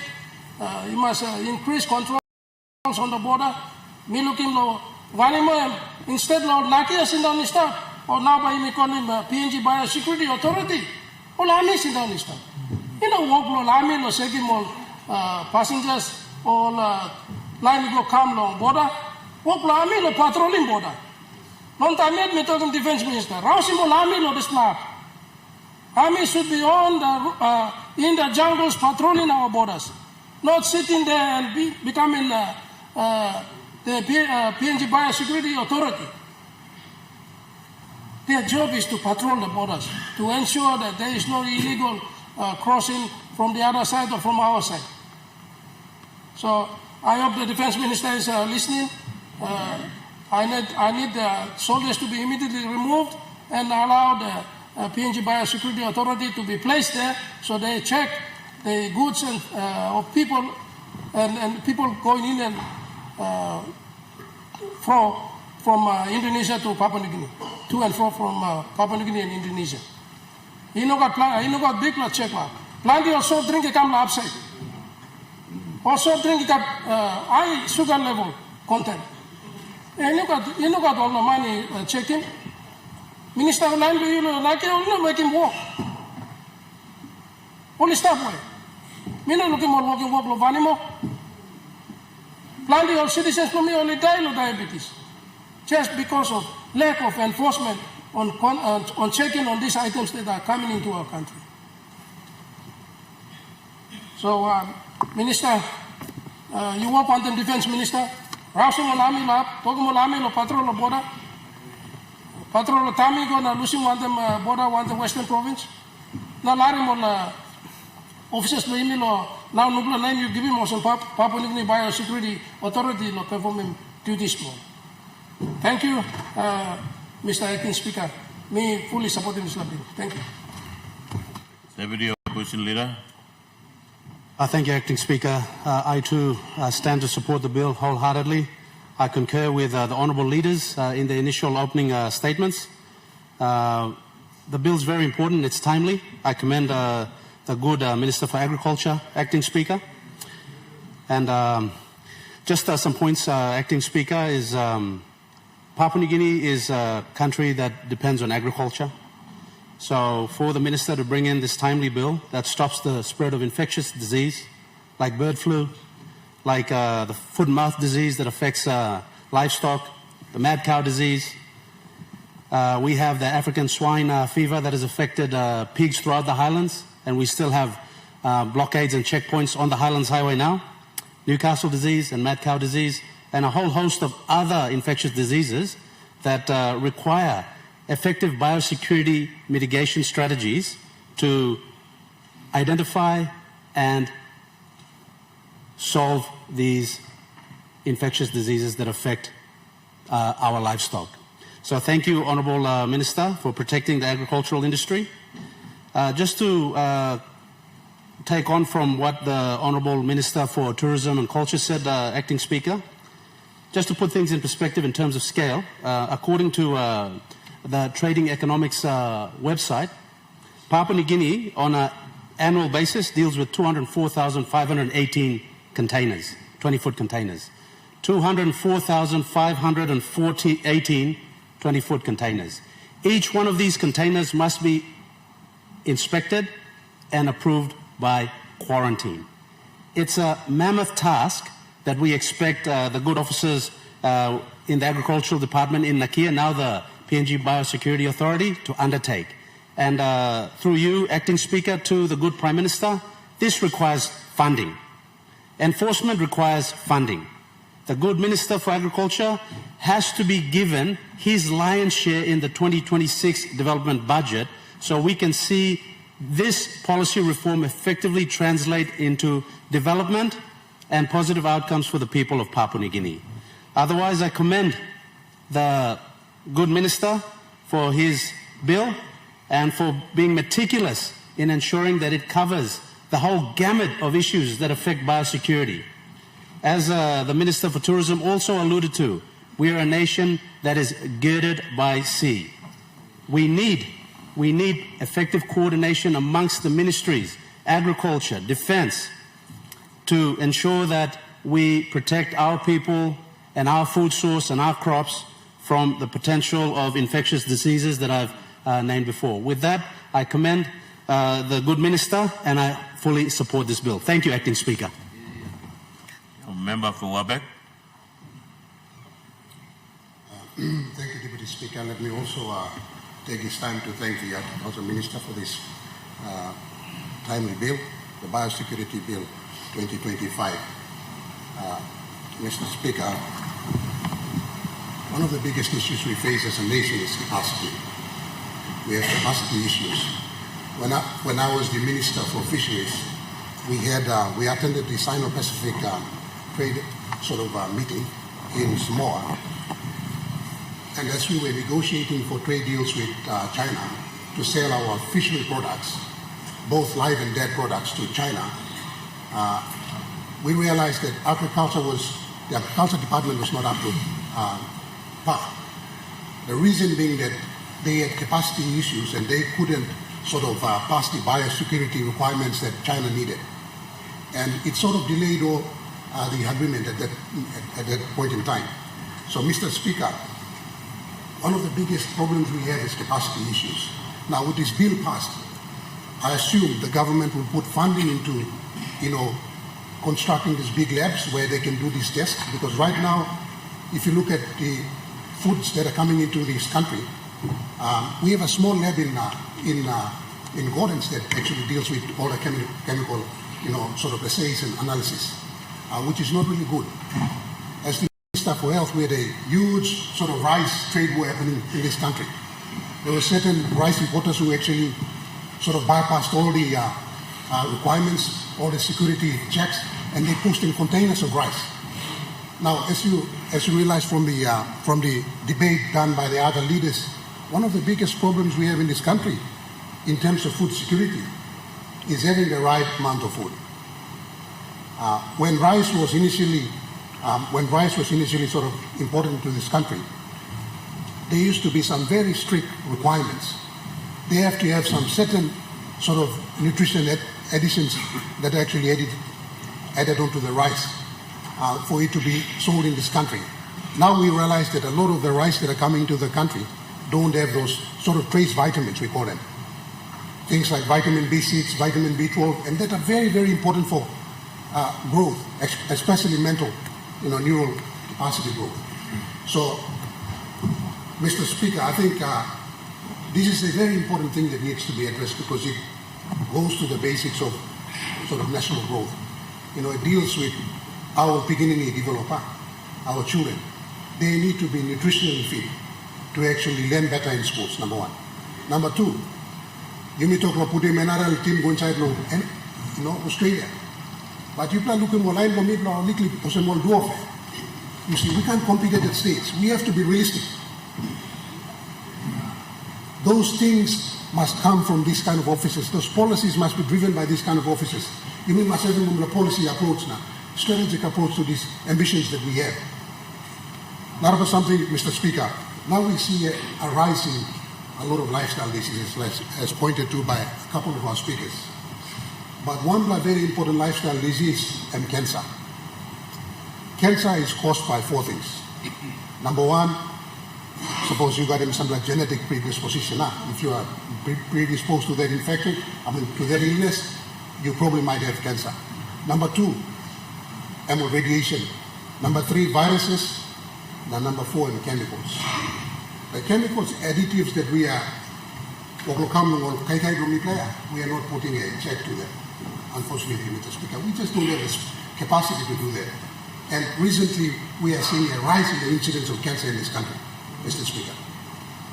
And it's very important. Now we see a rise in autism in this country because air moles are come up because of exposure to chemicals. So, Mr. Speaker, whilst we approve this bill today, I want us to give the support necessary to our minister. Number one, as you realize, China, because it has a lot of capacity quite big, it was willing to actually come on board to assist us to meet the quarantine requirements. Unfortunately, countries like Australia and other countries in our neighborhood won't do that. Now, we are missing out on a big market in Australia. There's a big sort of, trade imbalance between us and Australia. We can't even sell our towels, while the Pacific Island countries can sell their towels to Australia. And this is the key. That's because of this biosecurity, a roadblock that we have. Now, by passing this bill, we just don't have to feel good that we've passed a biosecurity bill in this parliament. We have to go one step further and put funding into it and build the capacity necessary. Mipla talk, Mipla agriculture and examine. We will supply the world with food. We have to build capacity so that we can supply the world with food. We have the potential to do that, Mr. Speaker. Honorable something, Mr. Speaker, as we speak, organizations like fisheries, they subscribe to very, very strict international conventions. We can't sell our tuna. When I was minister, they gave us a yellow card. They were on the road to giving us a red card, which would mean that our tunas would not be sold on the world market. And they have quite stringent processes that they go through. And NFA needs that capacity to deliver. Right now, I'm hearing that the government is mopping up all their funds. In our desperation for money, we are mopping up all their funds, and we are not giving them that money. Sooner or later, we will get black card, and you know what? We earn about over 600 million every year from exporting our fishes, from selling our fishes, and that will be cut. You build up a nation by building the capacity. The government should put its hand to the bottom and collect down there in Texas, not going up there and strangulating our money-making, industries in this country. Now, fisheries can't conduct its normal functions, I'm telling you. Law-mandated functions, fisheries can't conduct, and I'm sure it's the same with forestry. I'm sure it's because we are strangulating them. These are the golden hen, the golden goose that lay the eggs for us. We need to build capacity. Countries grow because capacities in their organizations grow. Governments should go below and collect in taxes. Let the money trickle down and you collect in taxes. You are going there and to the non-tax revenue bill. You can strangulate them over organizations. A long time, all by giving red card of fisheries, and no fish will be sold from this country, I'm telling you. Because there are strict requirements. They have to do checks. They have to go out there and do quarantine checks and all of that to tick all the requirements before you start selling your products. So, Mr. Speaker, in supporting this bill, let's build up our capacity. We lack capacity, number one. Number two, let's appoint good people to those positions. Don't appoint political cronies, please. We are destroying this nation because we are appointing incompetent political cronies to this position, so trust. You plant him corn, but you harvest him corn. You plant him cacao, but you harvest him cacao. You don't harvest him coconuts. If you want to go in a direction to Australia, you travel south, you don't travel north. We say one thing, we pass these bills to feel good. We come with all the security, sort of policies on the floor, but yet the numbers don't actually, head up. We have to be honest with ourselves. Agriculture and backbone block country, when we passed the STARS, when Honorable Charles Abel passed the STARS, the Strategy for Responsible and Sustainable Development, he said that when our resources run out, we will depend on agriculture and green growth to sustain this country. And once we enjoy all the windfall from the LNG gases, from the gold and all of that, we must build capacity in agriculture. We must put money where our mouth is, so to speak. We can't just give lip service and don't do anything about these things. We can't expect to pray and expect God to, create miracles, huh? Papa God, give him ground, plant him kaigai, and then later on we can thank God for the food. We have to help our industries like agriculture. You may need help in fisheries, you may need help in forestry. We are strangulating these very, very important organizations that, make money for this country. Because we are desperate for cash, we are getting their money, and they have nothing to do their ordinary, their mandated functions. So, Mr. Speaker, let me congratulate the Minister for Agriculture. Coffee is doing a lot of good job. We are seeing a lot of results in coffee. We've seen a lot of results in cocoa. Let's continue to invest in these sectors, because once our money, once our mines and our oil fields run dry, agriculture is the thing that will actually take us to, and our children, into the future. One time, before me finish, Mr. Speaker, Biosecurity Office Bomipla Imitoglo Wokim. I think you may need to talk one time. Now long health department all start building lab facility long making checks long order something before you miss extreme results from overseas, like cancer or pneumonia or cancer something. We are building it now thanks to ADB and thanks to this government. We are doing it now. I think it's about time, Minister, we should look into that and build a huge facility once and for all. We can't have a small shed operating out of Gordon's that deals with this important thing. We don't realize that, this is having a very, very big impact on the lives of our people. If you address nutrition, you cut health spending by half. It's simple as that.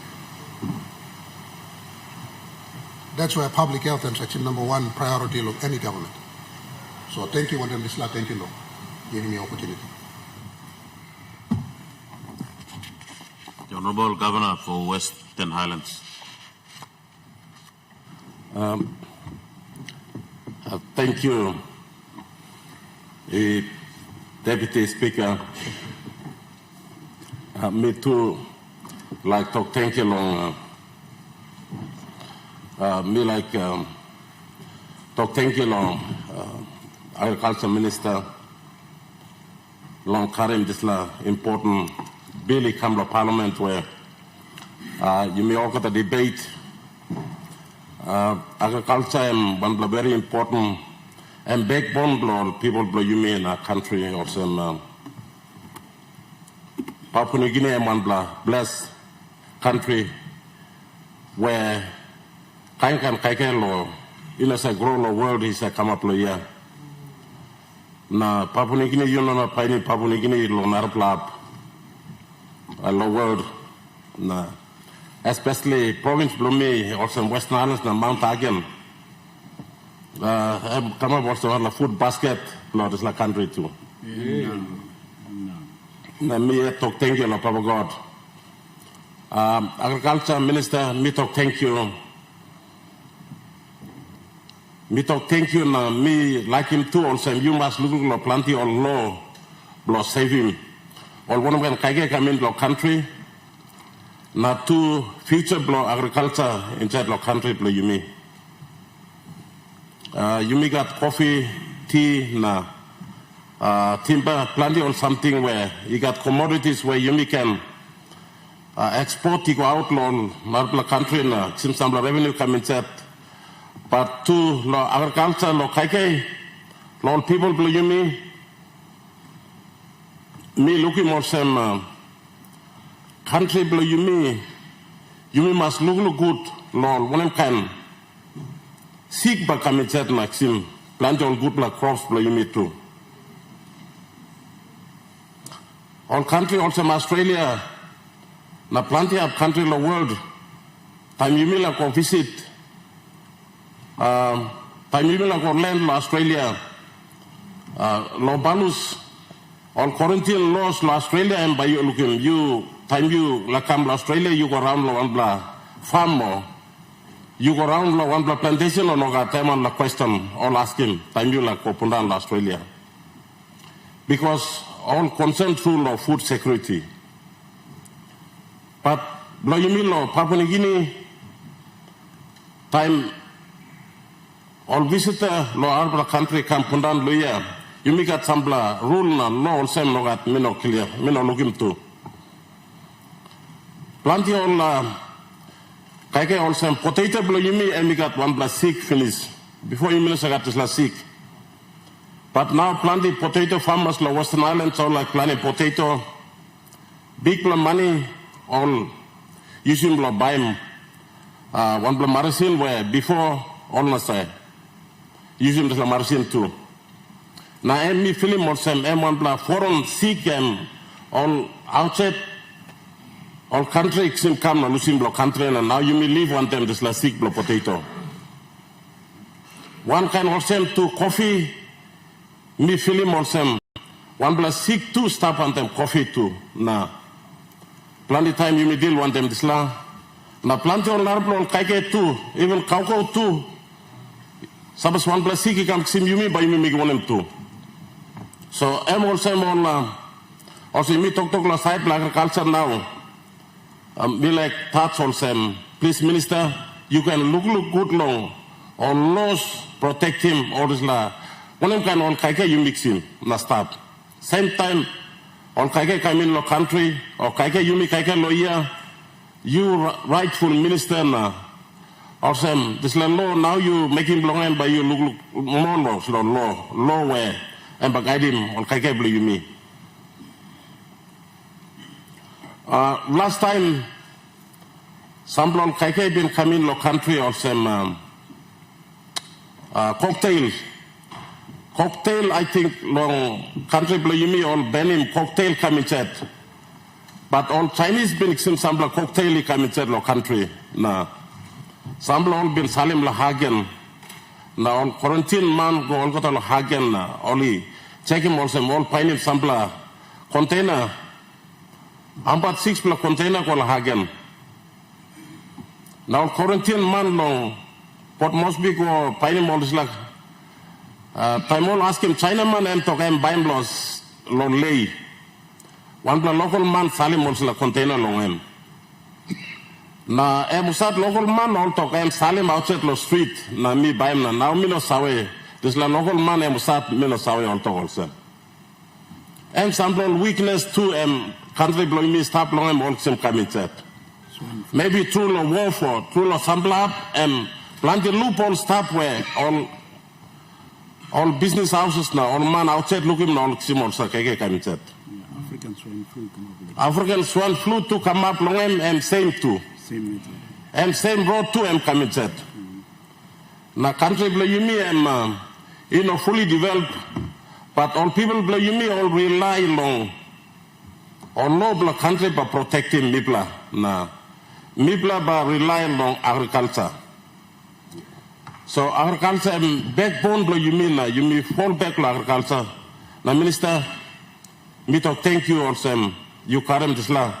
Law he come na me like him you look more no plenty on law. Sample kaike you mean now you mean walk like sim stop one pla and beetle nut. Beetle nut and come up also and one black and cargo cult where Antabla Highlands Milugum also all got a farmer blow you mean now all loose thinking of plan of kaike long market. Now all got a man like Karim's la plastic boy round.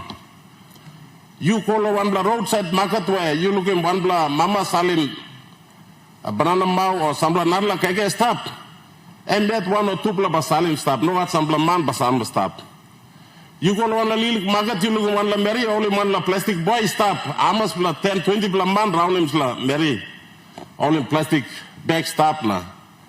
All day ball cast na lulos la boy going up. I've been on Amas la hawa all kill him na, all kege boy na. Na planting man, me like talk savvy of them, planting man die lo cancer.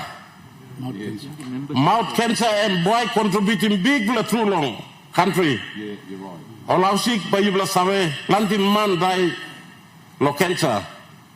Now boy contribute big factor boy contributing. So Minister, you can find some law by you me trim long benimsla boy too come in law all CTO because me look also mantabla Highlands boy and one black and big black go county come up Highlands. Honorable Governor, we have a point of order. You must you can debate behind. Acting Speaker, Governor is touching a very critical point about agriculture. And he said it very well. His statement was to the point. But when he touched about Buai, I know Buai is trying to ban it, but you can't ban it. But Buai is also another commodity. So we must find how to regulate it. But when he touched more on Buai, he's sort of going outside the scope. So this is my point of order, Acting Speaker. Honorable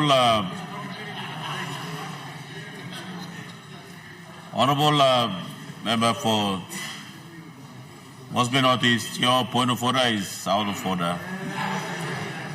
It's a debate and allow the governor to put on his debate. Sorry, Antala province me the Western Islands. Me lugum also all man blow work lo farm sort now. You mean all man blow kaike and plant it through come up. Now all farmers and sort lots la country.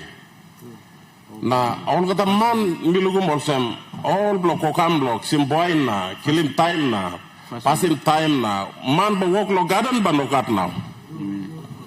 Even you mean government to make him where all school pinglini almost lining work lo agriculture lo school too. Na milu molsem all man lo work lo garden ba ko sort. Na lilik man work lo garden lo way mi got 4, 5, even 10 man baksim same kaike ko salim sim narla 5 kilo narla baksim ko narla baksim 5 kilo iko ko tutak man lo house kaike now and please and one bla farmer work lo way men you mean ba making all same start na boy and one bla big bla problem and contributing Antapla Islands, you blow man on Nambis place where you blow planning boy and all right. And custom blow all custom all Tumbuna Bilkage come, but Antapla Highlands, city of Mount Hagen and you like some big la bagra blow boy staying now. You've been in. Boy and some plenty old man pining. See cancer. Now you blow man on Nambis, you blow Salim boy one la car, you blow make him here. All toggle stems like Kambang or mix it one time, sample and fibro wax, sim way all planting man cancel or mouse too. Because Kambang and boy and come a very expensive tool of country. Asbestos. But all boy grow up level but me sorry tool of toggle stem, but me try to save him life too. Yeah, you're right. Now future blow you me too. It's a security risk. So boy and come up one block and security risk. Security risk, health risk. Now and give me blah environment and make him environment he go nungu to olgata paint him on bad picture long olgata uplo province no city blow you me too. Ma planting man lo pot must be no got work blown all survive lo year because all can salim boy now all can round lo year na give him plenty problem lo governor you one time city of Port Moresby too. Honorable Governor, I'd like to inform the two governor with you on a row. I can hear 3 people debating at the same time on my earpiece, so allow the governor to make his debate. Thank you. Deputy Speaker, Nibla Tribla governors and one blood talk, we may all get us talk one time na support, so that's why I'm talk stop. But anyway, Agriculture Minister, thank you to you. Thank you to you long Karim Slabili come to Parliament. He got plenty bill, he got low staff where please you look na Karim come na Nibla but still continue to support to you. He got plenty something stop where you may not talk longer but at least you one block come and miss our next you but line him up like some plenty come. So thank you. The Honorable Member for Samarai Murua. Thank you, Acting Speaker, for giving me time long. Participate in this very important debate regarding this bill, the Biosecurity bill. Now, the reason why me like giving support to this bill is simple. This bill will now pave way for this country to give more emphasis, giving more focus to the primary industry sector. That would mean that it will engage the majority of our people in the rural sector, in agriculture, in fishery, in livestock, whatever that is based in rural production, it will now enhance them. Because this bill paves way for our produce to be exported. And by Misalim, we go to markets that are beyond our boundaries. And by go to China, and by go along half of Japan, and by go to half of the world where they need our primary produce. Over the time we start talking about Papua New Guinea's economy is import dependent. It's about time we reverse this flow, that more must go out, less must come in. We create the trade that will enhance the economic development of this country. So, Minister, Agriculture, we commend you for bringing this ICAM, because it will definitely help our rural sector. Time you go along Hagen Market, you will look around every day. After the sale, Almani go to market, every daily sale time will go finish. You look at the market refuse. It consists of fruits, vegetables, and nuts. If we throw away nothing, if we dump in nothing, and these foods that we throw away nothing, it's highly sought after in the global market. Why? Because it is organically grown. Any organically grown commodity and certified in the global market are manned by Raslongen. And we are now dumping tassel on markets, long Hagen, long Goroka, long Chimbu, long Wabeg, Gordons. You go all get a half of country, long Lay, long Rabal, long Kavian, long Sipik, long Wiwet. You go right through the country, you will see that the market refuse is in tons. And that's waste. That shouldn't be the case. Why? Because of market limitation in the country. We need to go abroad. You must go outside, this country of Papua New Guinea, to sell our produce that is organically grown. It is highly sorted. So, Minister, we not can make him plan talk. I support you. This is the time that we need to support this kind of bill. And with this support, it will now enable us to build our capacity. Build our capacity in Nakia, build our capacity in immigration, build our capacity in customs. We need to all work together to create this bill a success.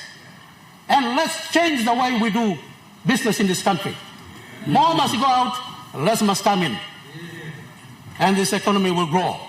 If the masses of people are engaged in this industry, in primary industry, the economy of this country will be transformed overnight. I commend you, Minister. I give you my support. Thank you.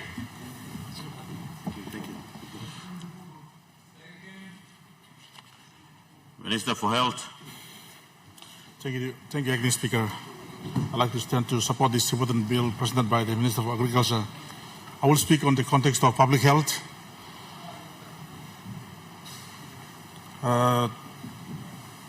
Sections 44 lo sila bill tok lo imaskata biosecurity at the border. That's very important. The current polio virus that is now detected in our country, especially at Ley, is confirmed to be the similar ones circulating in Indonesia. Milag announcement today. And during the recent World Health Assembly 78 long Geneva, I had a meeting with the Minister for Health of Indonesia, and I make him stressing tokol sem imaskat biosecurity stablo border Papua New Guinea, Indonesia border. So I have this opportunity to announce today in this particular bill to say that it is a must. We must establish this important biosecurity system at the border as a matter of urgency. Section 41, 44, 45, 46, and Toklo, this is something. Recently, in the World Health Conference too, Papua New Guinea supported Indonesia to become part of us, the World Western Pacific region. They have now transited from our Southeast Asian region to Western Pacific region. That is now making it very important for us to stay together, stand together, collaborate on such important matters in terms of addressing public health within our region to stress these important points. So I want to stress again that we need this biosecurity system established at the border as a matter of urgency. I want to commend the former Minister for Health, Dr. Lino. He said something about having in place a national reference laboratory I want to confirm today the funding of 150 million kina supported by ADB is confirmed, and we will be establishing that particular arrangement as a matter of priority. Milato, thank you long. Former Ministers of Health, Lotisla system in place. This will be constructed Laloki within the Department of Health land. As part of the Laloki precinct, we will improve that particular area of our country. So Milato, so clear today, we must now take this opportunity, riding on what is now in place, supported by the Indonesia. They are willing to support us. It's up to us now, having this particular bill in place. Let's make this as our important agenda. Thank you, Mr. Speaker. The question is that the question be put. Those in favor say aye. Aye. Those against say no. Ayes have it. The question is that the bill now be read the second time. Those in favor say aye. And those against say no. Ayes have it. Clerk.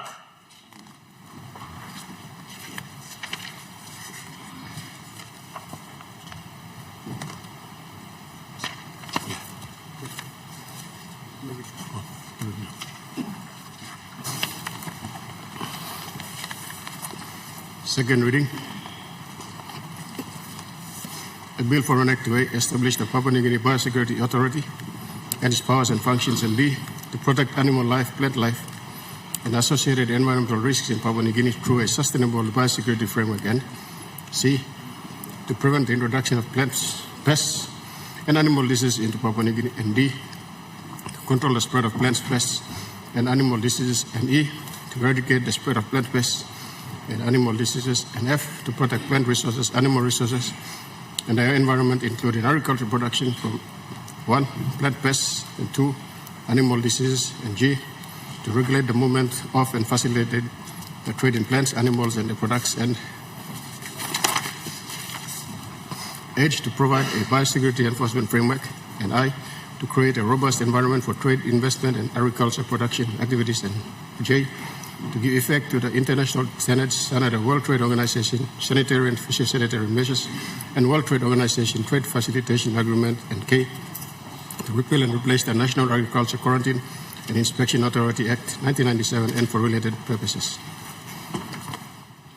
Honorable members, I have to announce that I have received a message from His Excellency, the Governor General, dated 28 May 2025, recommending the expenditure of public monies of Papua New Guinea and imposition of taxation in accordance with Section 210 of the Constitution, insofar as the bill relates to the provide for such expenditure. Minister for Agriculture.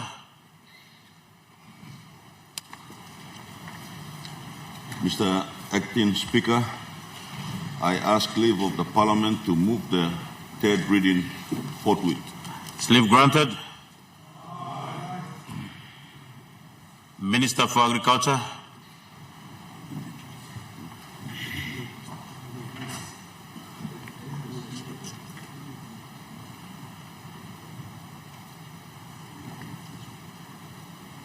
Mr. Acting Speaker, I move that the bill be now read the third time. Governor for Oro. Thank you, Mr. Acting Speaker. I just want to contribute to the wonderful debates and presentations already made here by my colleagues, and just want to support the bill. Well overdue. Well overdue. It will open up markets for our farmers. But in order for this to be successful, we need to ensure that we have the supporting infrastructure in place, the necessary facilities and capacity to be able to benefit as much as we can from this bill, of this law that we are about to pass. We also have to ensure that we have the necessary training facilities for vets, as pointed out by the good governor for Morobe. We actually have only 2 Papua New Guinean vets, and we don't have training facilities for vets in this country. This is a huge, glaring reality that we must confront and do something about. So I totally agree with the governor for Morobe in his presentation. I always learn something from the governor. when he presents, including the fact that Krusako is nuts. I didn't know that, Governor, but thank you for that information. Anyway, continuing with my debate on this very important matter. One of the complaints that we have had is, how do we enter markets overseas? The markets of Australia, New Zealand, Europe, even China and other parts of Asia. And the fact is, they have very strict standards in regards to what they let into their country. We can't expect them to lower those standards for us. In fact, what we have to do is review what standards they have and put in place mechanisms to ensure that we meet those standards. And that's where the development of capacity is very important here. Our neighbors in the Pacific have done this. In fact, it's interesting to note here that Fiji's biosecurity protocols were constructed by Papua New Guinean scientists. They led that effort almost 10 years ago, under the watch of Dr. Sidney Suma, I believe. And he offered to do the same for Papua New Guinea about 10 years ago, unfortunately, his proposals fell on deaf ears then. And now you see Fiji, Samoa, Tonga, these small island nations doing very well exporting their crops all over the world. And now we are there. It's good to see that we have finally arrived, but there's a lot of work yet to be done, as alluded to by many of the members here in their debates. Developing capacity, training our farmers. Our people are natural farmers, but we farm for our own use or needs. What we need to do is train our farmers to be able to farm in a manner that is necessary for this bill to be successful, whereby they can be able to produce consistent quality supplies.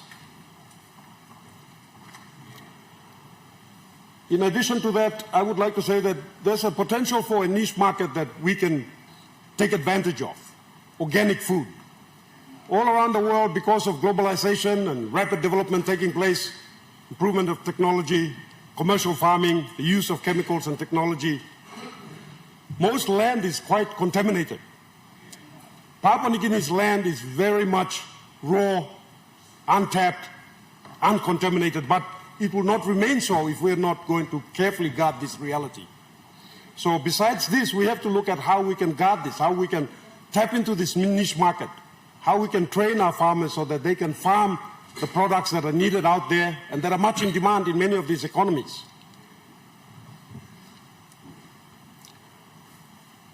I would also like to add that I think some of the organizations need help.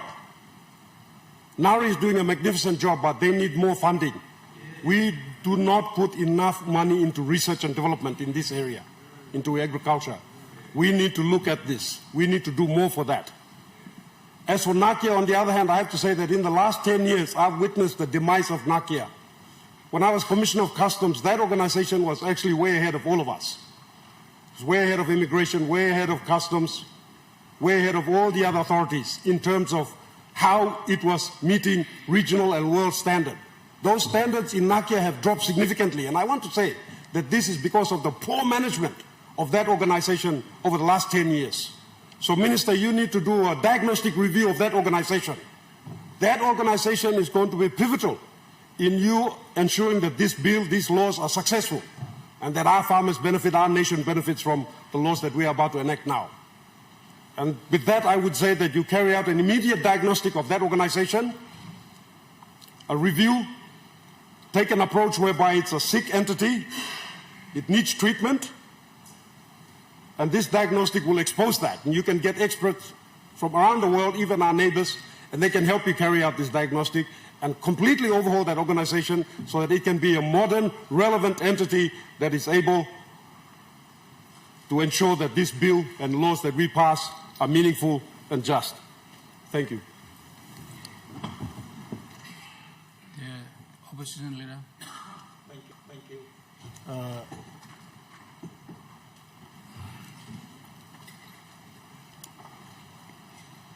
Thank you, Assistant Speaker.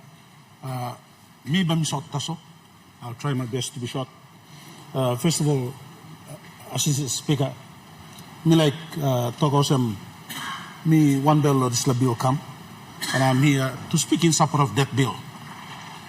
simply because it's well overdue and it must happen now. Now, me like talk, Hamawas, na talk, thank you, lo, former agriculture minister, the member for Goroka, lo walk blow you. I want to also say thank you to the current minister that you have taken it on board and you brought it forward for this, the enactment by this parliament. Mr. Speaker, we cannot avoid the fact that we are part of the international community. Now, because we are part of the international community, we will face such threats in our country. Mr. Speaker, Assistant Speaker, when the governor for Western Highlands was speaking, he highlighted some of the common diseases that are already in our country, like the cocoa borer disease that came and destroyed a lot of our cocoa trees, the coffee rust, the swine flu that comes and goes, affecting a lot of our pigs, and the bird flu. We can name a lot of them, but I haven't mentioned a few. I would like to speak on the importance of this biosecurity bill. Mr. Assistant Speaker, the protection of our economy is very, very important.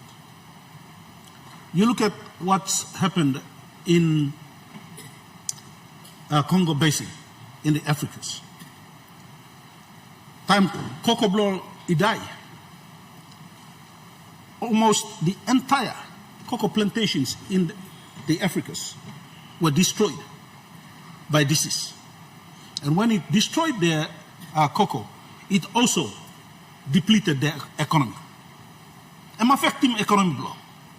Also, this bill now that the minister you can come is very important for the security of this nation. It protects our economy. It makes certain that we have a buffer protecting our crops. We're not only talking about our crops, but we're talking about the animals in our country as well. We also, through this bill, we also protect our environment, Mr. Assistant Speaker. It assists us to protect our environment so that introduced diseases that come in can be stopped before they come into our environment. And that is very, very important. The negative impacts of these diseases,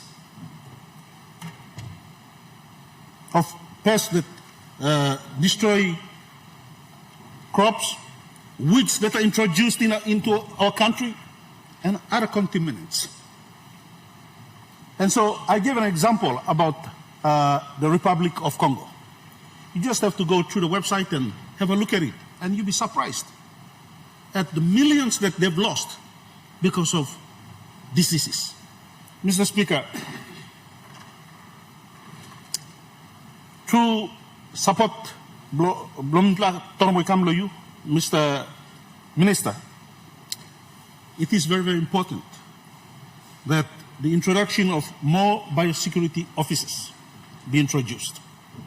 And I'm talking about not only for Port Moresby, Lae, and the major centers, but also the other provinces, marine provinces, and through air transport also, that we must have more biosecurity officers stationed. And it gives you that opportunity now, Minister, and the Treasurer, and the Prime Minister, and the Cabinet, that funds are made available. We know it will cost you a lot of money to set up this office, but it gives you this opportunity now, Minister, through you, Assistant Speaker, that the government has to be serious about putting money where it matters most. And so, Mr. Speaker, I would like to thank the Minister, and finally let me say this. Thank you. Finally, let me say this. Plenty bill is a come law this house. This is one that is well overdue. Now, all ministers should start law, all economic sectors, agriculture, forest, all NAPLA sectors. This country needs this type of bill so that you may strengthen economy blowing. You may strengthen him country blow me. Plenty time, all man come overseas, all like look him rice farm blow me. You may put him all tasso locan, you may carry him go rice farm blow me. You may carry him all go cocoa farms blow me. Coconut plantations. We take them to the coffee plantations. This bill now can give us the opportunity to check them before they get out there. Because some man come inside the country blame me. Some our friends blame me. Some blame the friends blame me. Oh, come no pretend that's all. Oh, can see come inside the country. Lo bagarang country blame me. So you must look good. You mean scrutinizing this little kind man come inside, and we make certain that this kind bill time you can come. You make certain that you give him enough support so that these bills are passed for the benefit of our nation. Minister, let me commend you and commend the government for such a bill that is presented today. Thank you. Deputy Prime Minister. Thank you, Mr. Assistant Speaker, to give me an opportunity to debate and support this bill. First of all, commendations to the Agriculture Minister on this very, very important piece of paper that's been tabled so that we can be able to amend the laws to suit an improvement in our agriculture space. Only thing is, it took 20 years to get here. So, Minister, big commendation to you and your predecessors from agriculture. So, after 20 years, we finally got it. So, let us work faster in this space, law, work him. And now you see now, you work him, let me, I'm a master. Just few key things to point out here. Minister, in the Biosecurity Act, you quite rightfully pointed out they're outdated and not compliant with World Trade Organization requirements in relation to trade. Very important aspect there. The other thing why I wanted to point out is the appropriate international accepted safety and health standards to import and export goods, and further obligate countries to implement the internationally accepted standards by administrative and legislative means. Why I wanted to point that out was I had the good fortune to represent our country to attend APEC last year. And whilst attending APEC in Peru, I wanted to see how the agriculture was, what was the biggest commodities in Peru. And one of the biggest ones was the export of the agriculture produce. And it was quite fascinating. And I always used to wonder, why did other countries not get our imports, our exports from agriculture commodities, why did they always not have them in big numbers? So having a look at Peru on a site visit, I looked there and they pointed out, they had a small organization called SENASA. It was quite similar to what our NACIA is. And they said, Deputy PM, it was a very simple measure. We just focused on agriculture and we made something similar to your NACIA, improved and made it essential so that it met all the export obligations for our country. And Peru, which is about a population of about 34 million people with 1.2 million square meters of land, but most of it very rugged, not like our country, which has very arable, good agricultural soil. Peru in 2024 had exports of about 12.7 billion in agriculture, US dollars, 12.7 billion in agriculture exports in US dollars, and 6.5 billion of it was in just fruits and vegetables. And it was fixed by just one thing, the biosecurity laws, similar to what you are proposing now and what government we're putting towards on the table now. So it is one of the key infrastructures that we need to do, not just to support in policies, in support in everything else, but that is a key. That is a key for us to be able to meet those agricultural limitations, standards that we are supposed to export to other countries that require this. So if we can replicate that in a small way and have that very, very small thing done after waiting for 20 years, then that will be able for us to export our agriculture and also be able to replace our extractive industries when it comes to an end. It is a way forward. It is a way forward for us as a nation. In Papua New Guinea, we had about 1.2 billion in agricultural exports. This was, but mainly it was attributed to significant cocoa prices rise in the last couple of years. So this needs to be improved so that we not only have agricultural exports in cocoa, in coffee and other cash crops, but it should also be for fruits, for vegetables, Mr. Assistant Speaker, so that our people who are hardworking people who have the land available can be able to toil the land, and us as government needs to put the regulatory framework, the policies, and ensure that our people are able to export those to countries that will accept them, like China, as my good governor pointed out, and a few other countries that will be able to eat the produce that we send overseas. But it's not only policy. It is not only the regulatory framework that we put on now. It is one part of it. It also leads us back to the Connect PNG program that we put. It opens up a lot of our rural Papua New Guinea to enable these things to happen. Once we open up the rural Papua New Guinea, it will open up markets for us. It will be able to enhance our rural people to bring this into town, be able to market it. The biggest problems we have with this is limited infrastructure. So Connect PNG will also complement and open that up. Inadequate transportation, that will be able to open it up to storage facilities, which our government will try to ensure that we build and improve on that. Market access that we need to improve also. We also need to put in value-added processing plants and facilities so that we can be able to meet the standards of other countries that are able to be importing these.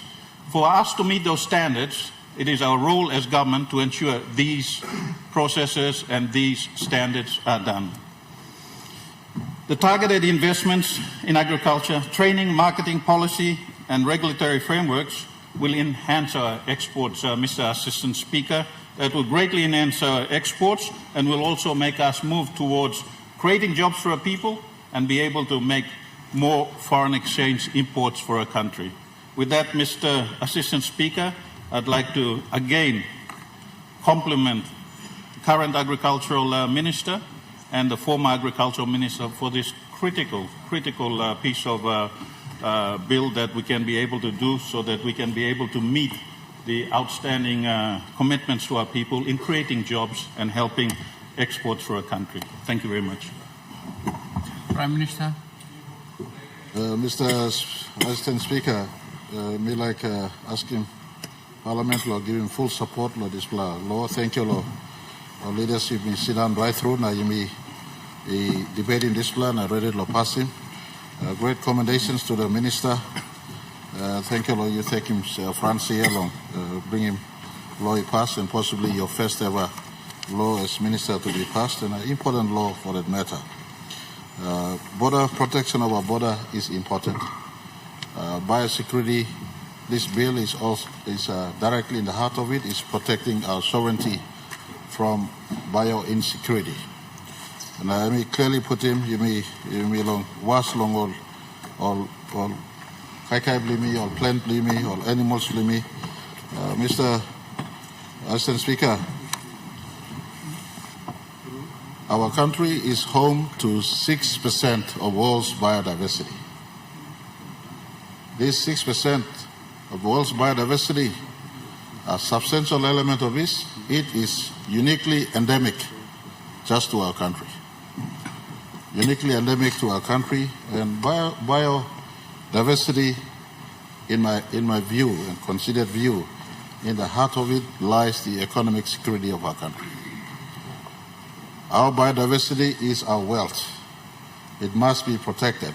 This bill now makes redundant the old bill that was that carried our biosecurity protection and now uplifts it to a modernized level. It achieves two purposes.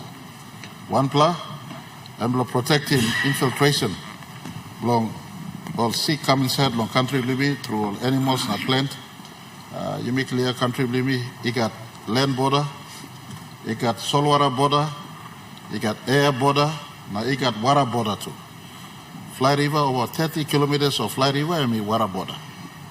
So we need to be defensive against infiltration of disease and pests and pestilences into our ecosystem. That is why this bill is relevant, and I appreciate all of you sitting through to give support. And I want to put it from a context of economy. Protecting our country's marine and land or terrestrial biodiversity is very, very important from the context of economy. The world studies are now showing food and food insecurity will be a major global threat going forward into the future.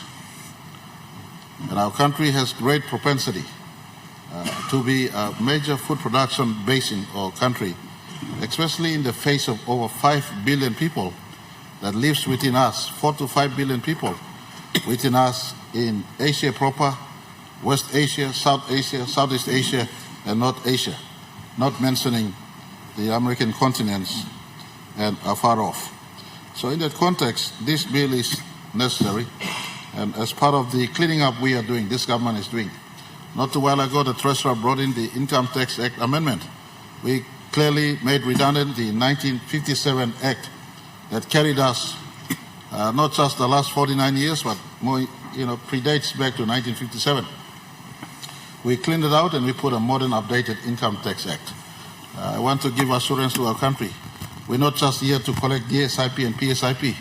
You look at these members of parliament sitting right through, sacrificing lunchtime, all in the business of engaging parliament and sitting debating laws and passing good laws that should carry our country forward. This is one of such good laws.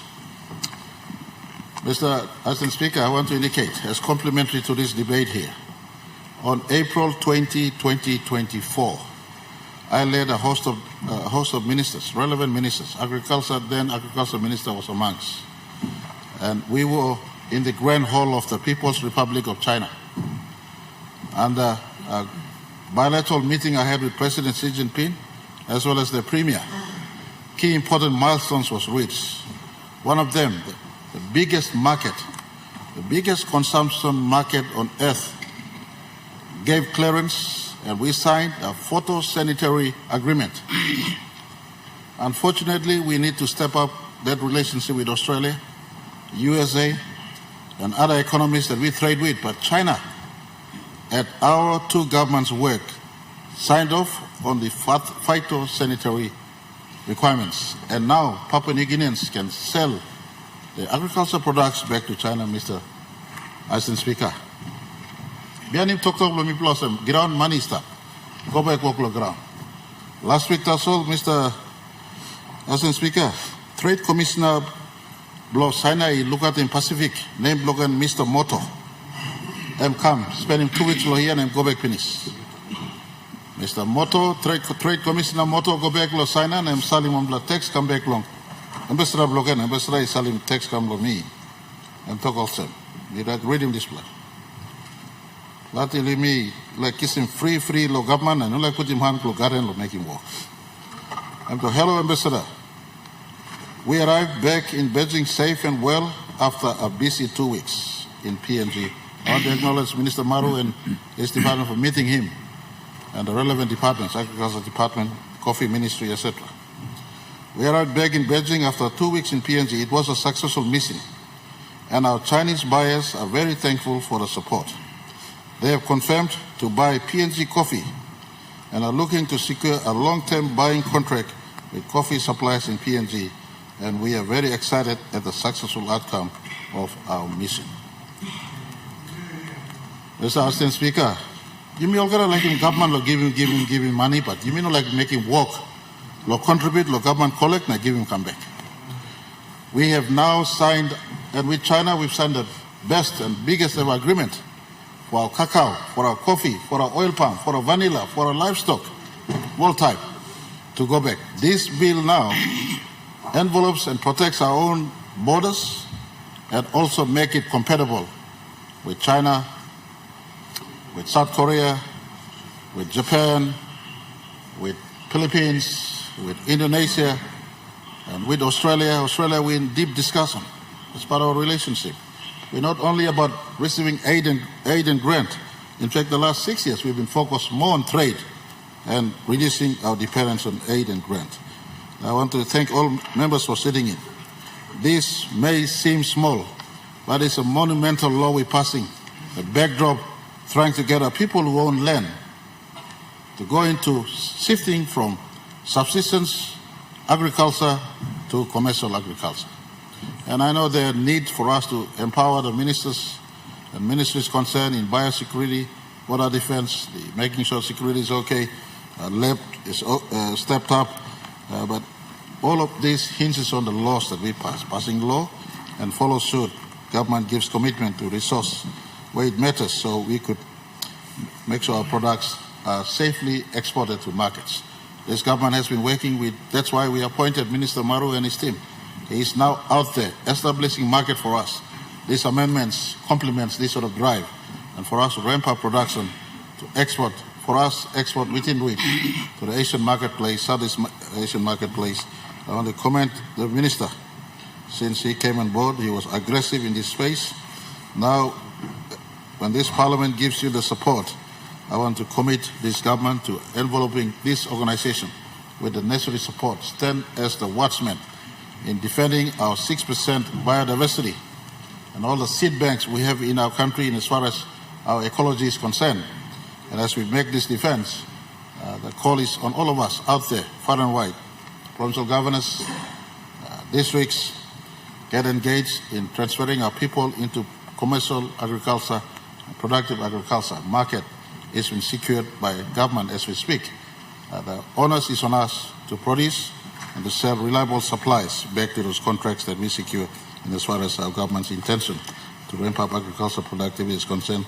This bill is timely, complements our intention to step up agriculture, and I commend this parliament to give unreserved support to the minister.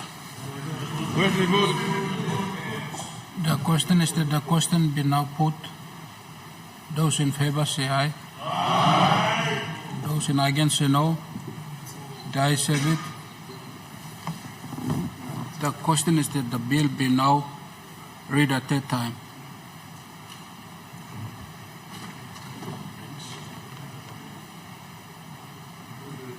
In accordance with the constitutional requirement, this bill must be passed by an absolute majority of 60 members. Clerk, please ring the bell.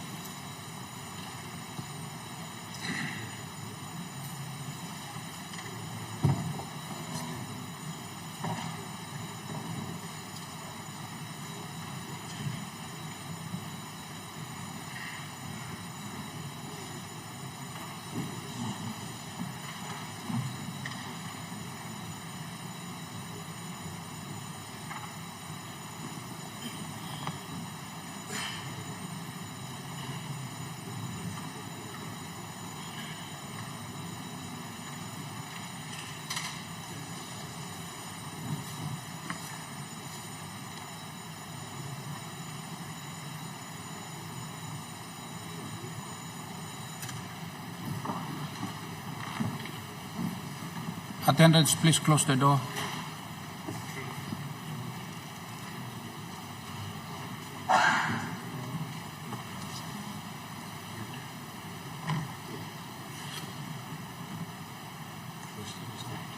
The question is that the bill be now read at that time. Would those in favor please stand?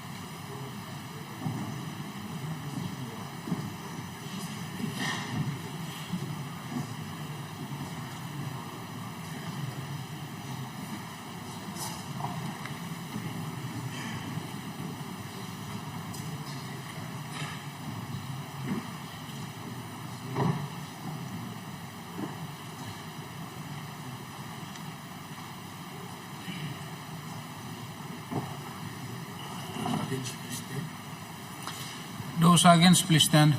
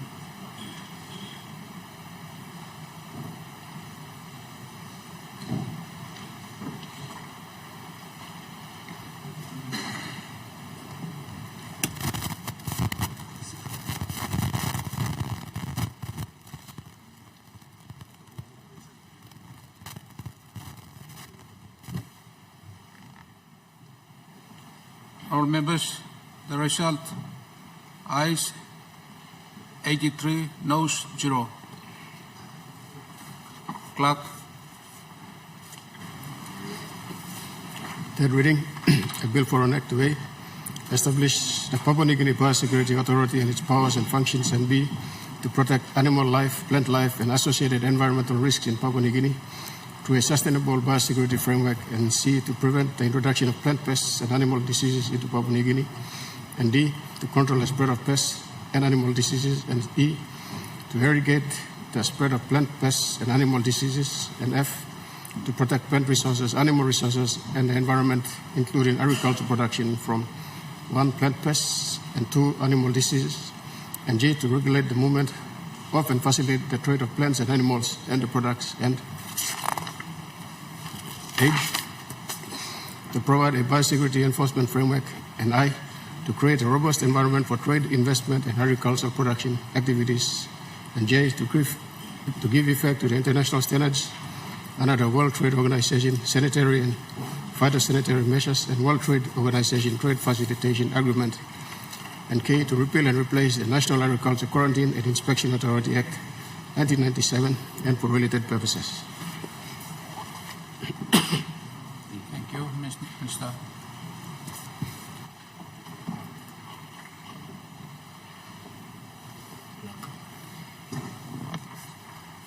Clerk. Notice number 148, Minister for Justice and Attorney General.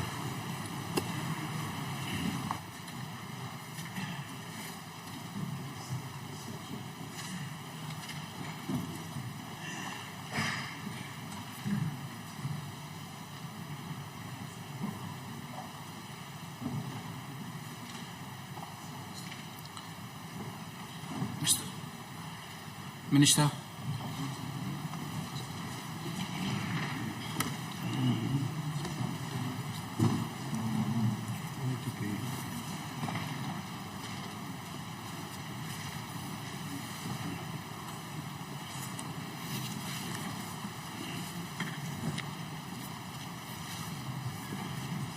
Assistant Speaker, I present Y2K fairness in litigation Repeal Bill 2024. Clerk.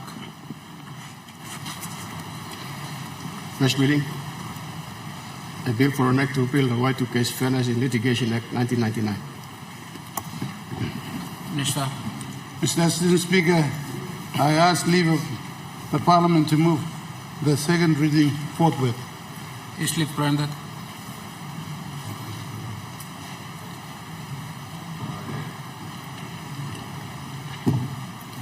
Mr. Assistant Speaker, and the members of this Honourable House, it gives me great pleasure to introduce the Y2K Fairness in Litigation Repeal Bill 2024. This bill repeals the Y2K Fairness in Litigation Act 1999, which is the principal act. Mr. Assistant Speaker, in late 1999 and leading up to 2000, it was anticipated that all around the world that the change of date from 1999 to 2000 might cause technical problems for many infrastructures that relied on information and communication technologies. Computers back then were programmed to interpret the last 2 digits of the year when interpreting dates. This is due to limited storage capacity. As such, when the date changed to 2000, it was projected that the computers might interpret the date as 1900 and not 2000. This slight misinterpretation of dates by computers might cause chaos in the transportation systems, airports, finance and commerce, administration of governments, and any other systems that rely on computers.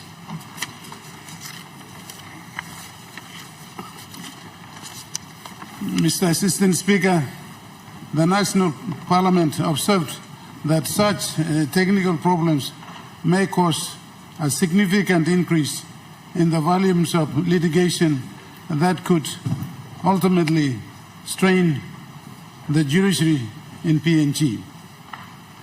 The National Parliament passed the Y2K Fairness in Litigation Act 1999 as a proactive measure to mitigate any potential increase in the number of cases at the national and the Supreme Courts. Mr.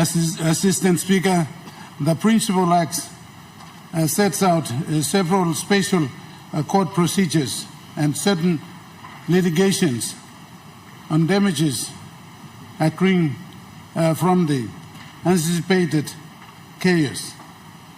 Mr. Assistant Speaker, despite the overwhelming fear and anxiety, there were minimal changes that occurred in Papua New Guinea and around the world. Consequently, Y2K Act was never implemented. Mr. Assistant Speaker, in its wisdom, the Parliament sets 1st January 2000 as the date that the Y2K Act become operational, and 31st December 2003 as the date the Y2K Act would become obsolete. However, no reforms were undertaken to repeal the Y2K Act. As such, and the Y2K Act has still been recognized as part of PNG's laws for the past 21 years. Mr. Assistant Speaker, the bill gives effect to Section 3 of the Y2K Act by repealing the Y2K Act in its entirety and ensuring that all laws are consistent with the Constitution and other existing laws.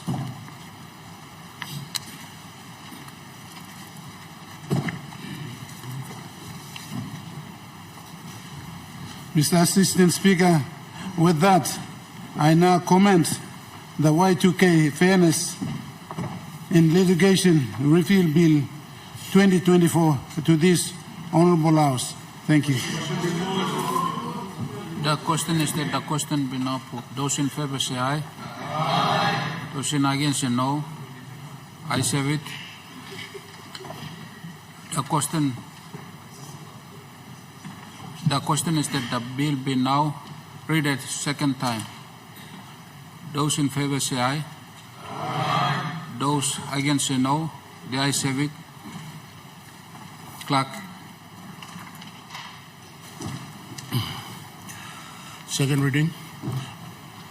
I bid for an act to repeal the Y2K Fairness in Litigation Act 1999.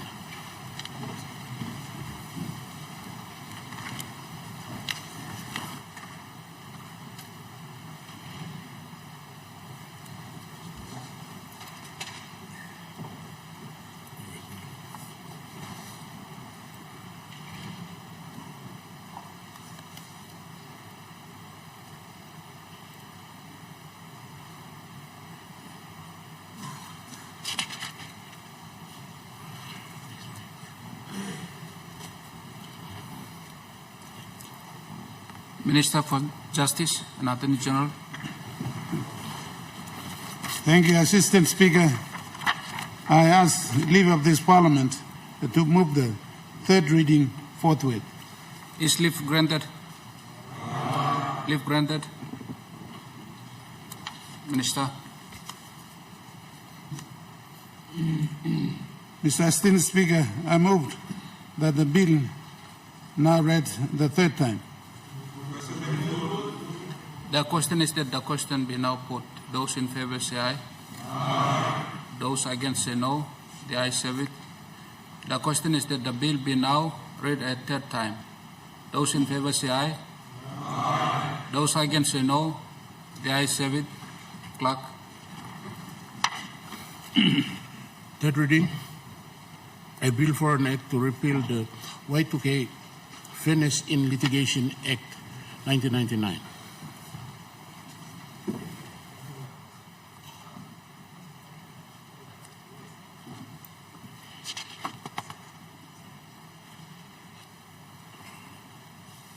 Clerk. Notice number 149, Minister for Justice and Attorney General.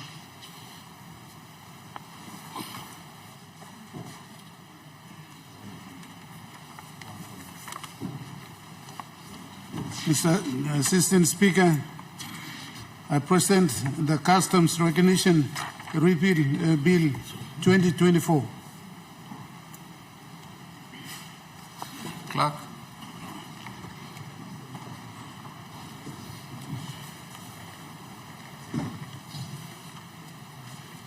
Just the customs fairness.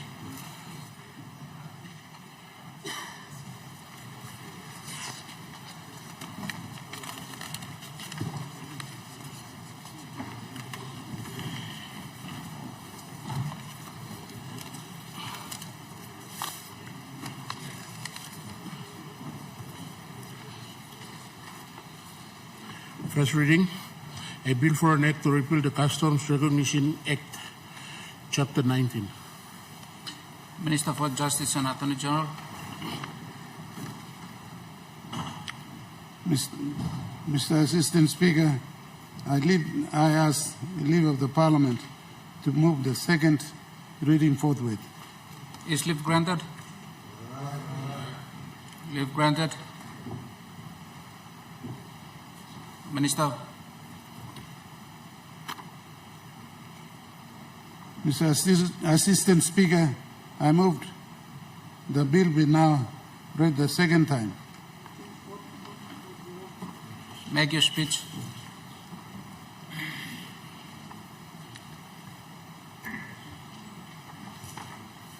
Thank you, Mr. Assistant Speaker.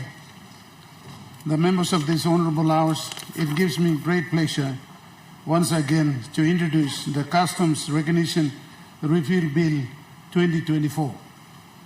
The bill repeals the Customs Recognition Act 1963, which is the principal act.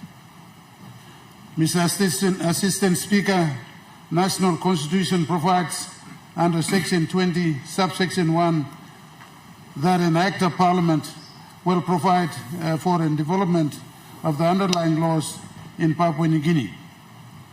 In the absence of an Act of Parliament, the Parliament is empowered under Section 20, subsection 2 of the Constitution to adopt certain laws in accordance with Schedule 2 of the Constitution as interim measures to regulate the development of the underlying laws. Mr. Assistant Speaker, consistent with Section 20, subsection 2 of the Constitution, the Parliament adopted the Customs Recognition Act 1963 prior to independence, only as an interim measure until an Act of Parliament is passed. Mr. Assistant Speaker, the underlying law is an important aspect of our legal system and is recognized as a source of law in Papua New Guinea, or PNG. The underlying law consists of customary practices in Papua New Guinea and the common law practices in practice immediately before independence. The underlying law is used by courts and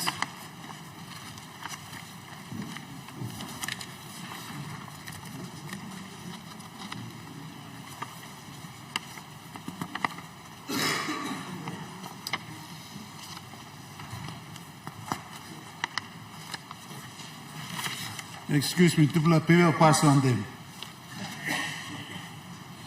And lawyers, when there are no written laws on the subject matter before the court. As such, the development of the underlying law is important.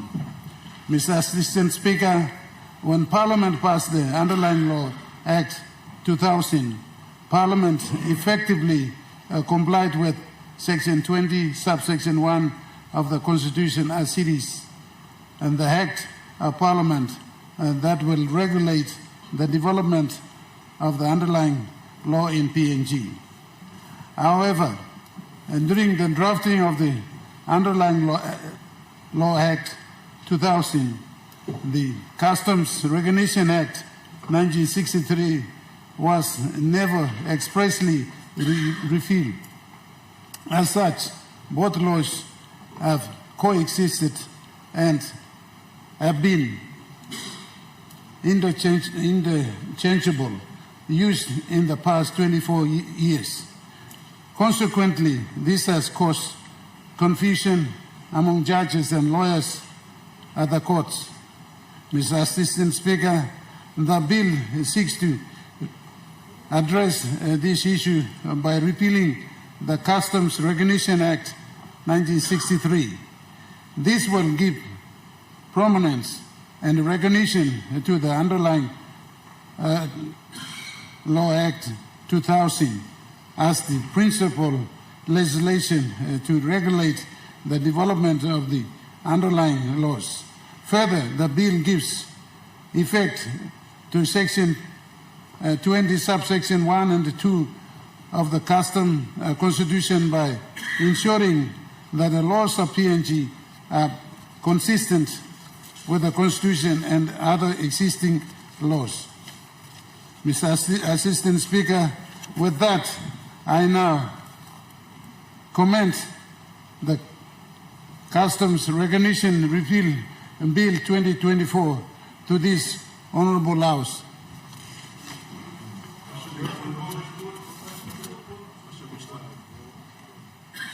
Governor Anchidisi. Thank you, Assistant Speaker, to give me a chance to talk. You know what plenty talk, Assistant Speaker. You may support him this repeal legislation. I think earlier on me raising some reservation because me found also there is existing law. Now, Attorney General explaining now, Minister explaining also you make underlying Law Act 2000. So that caters for and provides for the requirement of the Constitution. So I just want to emphasize a bit of this law. Attorney General is aware, I've had this debate with him on one-on-one, the development of underlying law. It's very important that Mr. Assistant Speaker, members of Parliament, that we develop this underlying law, especially customary law. Constitution under Section 4, recognizing, Section 9, I'm recognizing the hierarchy of laws, that all the laws in PNG. Constitution go pass, and then all the statutory laws passed by Parliament, and then underlying law, which includes customary law. Now, custom law, need law, codify Maria. So, me and Mas AG bring him this like come in, so his department can start working on codifying the customary law and start to standardize it. Because nowadays, planting line, only start on some kind of relationship also, only married long when I'm going custom. So, time married is stuff good, I think plenty dispute, Assistant Speaker. But time married them you finish, and problem will come up. Problem will come up also, property by pass also.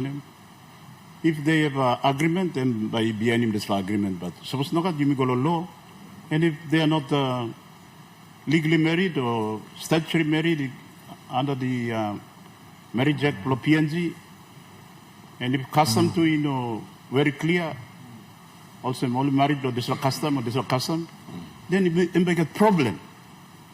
And this problem affect him now, especially when one of the person dies. Like in most cases, like the time man him die, then marry now, mama now, and by rights belonging by God's on him. Now you make a situation where all family all come now, take over here.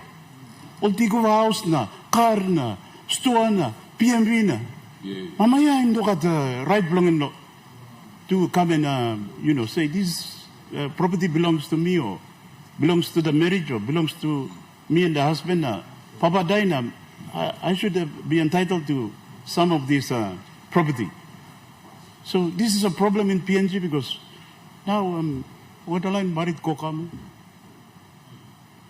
All province tribe married ko kain tribe na, region ko kain region na. Highlands ko Nambis na, Nambis ko Islands na, Momase na, Swigi ko na, married ko Narblab na. So which custom do you apply now? Attorney General needs to work on this seriously. Now, Mr. Speaker, members of Parliament, people are looking plenty line you go married like officially or not. All go working statutory married or all go married long some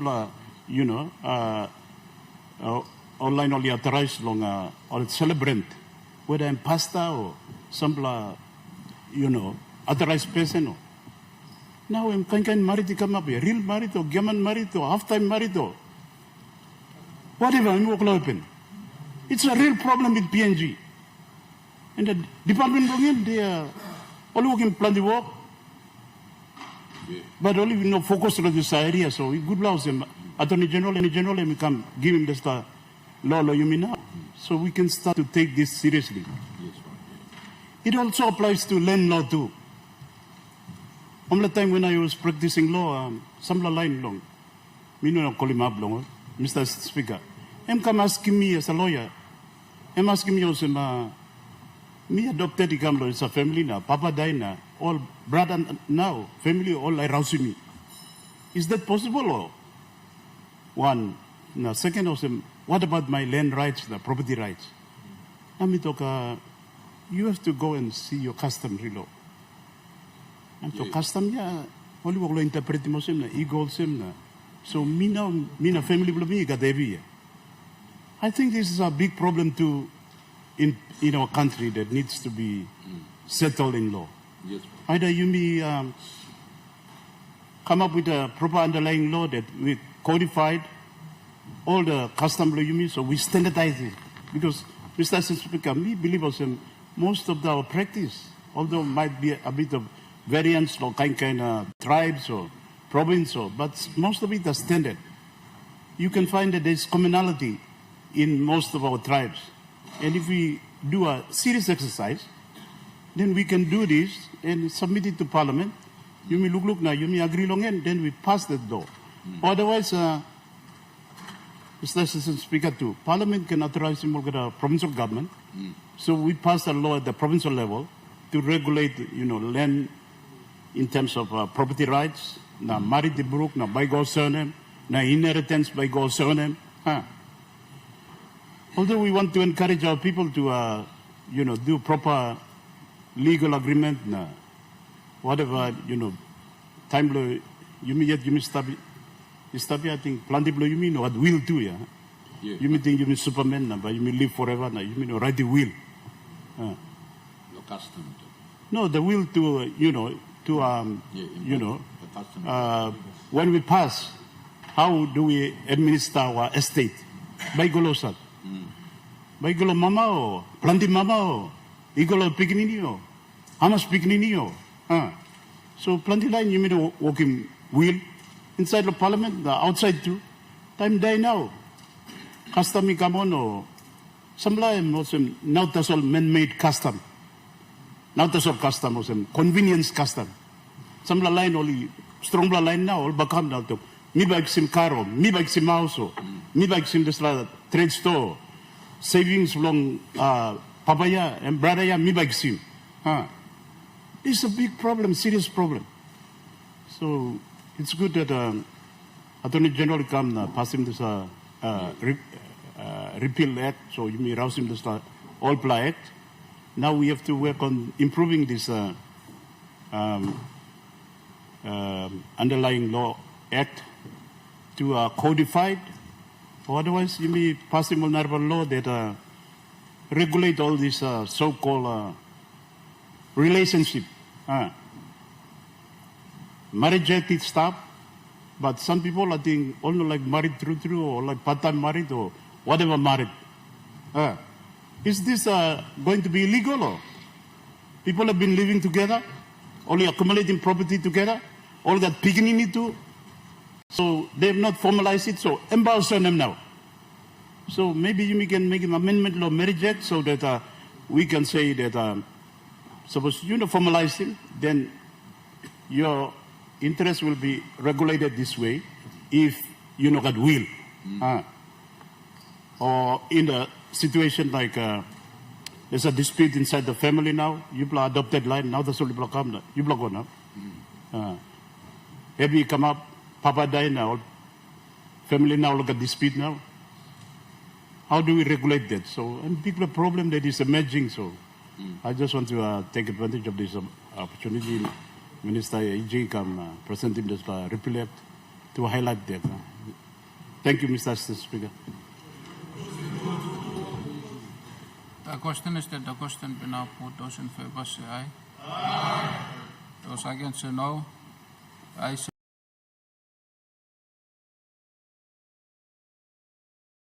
it.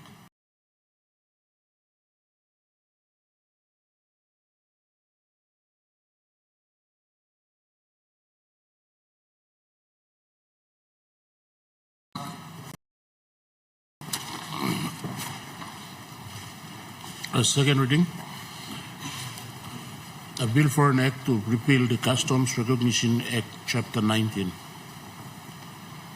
I ask leave of the Parliament to move the third reading forthwith. Is leave granted? Leave granted. Minister for Justice. Mr. Assistant Speaker, I move that the bill be now read the third time. The question is that the question will now put. Those in favor say aye. Aye. Those against say no. Ayes have it. The question is that the bill be now read at third time. Those in favor say aye. Aye. Those against say no. The ayes have it. Clerk. Third reading. A bill for an act to repeal the Customs Recognition Act, Chapter 19.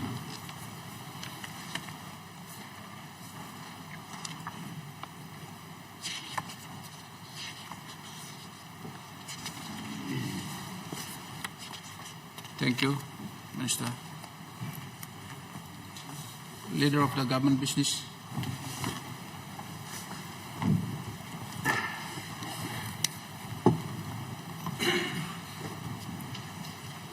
Deputy Acting Speaker, I ask Leave of Parliament to move a motion without notice. Is leave granted? Leave granted. Leader of the Government Business. Deputy Speaker, Acting Speaker, I move that the leave of absence be granted to Messrs. Job Comat, Theo Pelgan, Maso Hewabi, and Ms. Francisca Semoso for the duration of this meeting due to ill health. The question is that the motion be agreed to. Those in favor say aye. Aye. Those against say no. Ayes have it. The Leader of the Government Business. Deputy Acting Speaker, I move that Parliament do now adjourn until tomorrow, 10 o'clock a.m.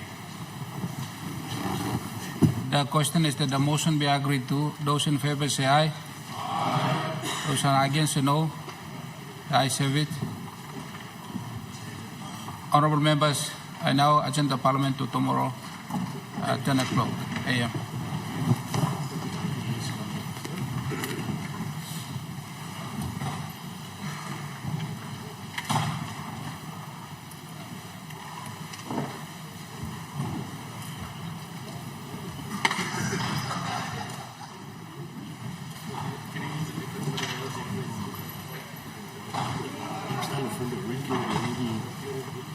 From the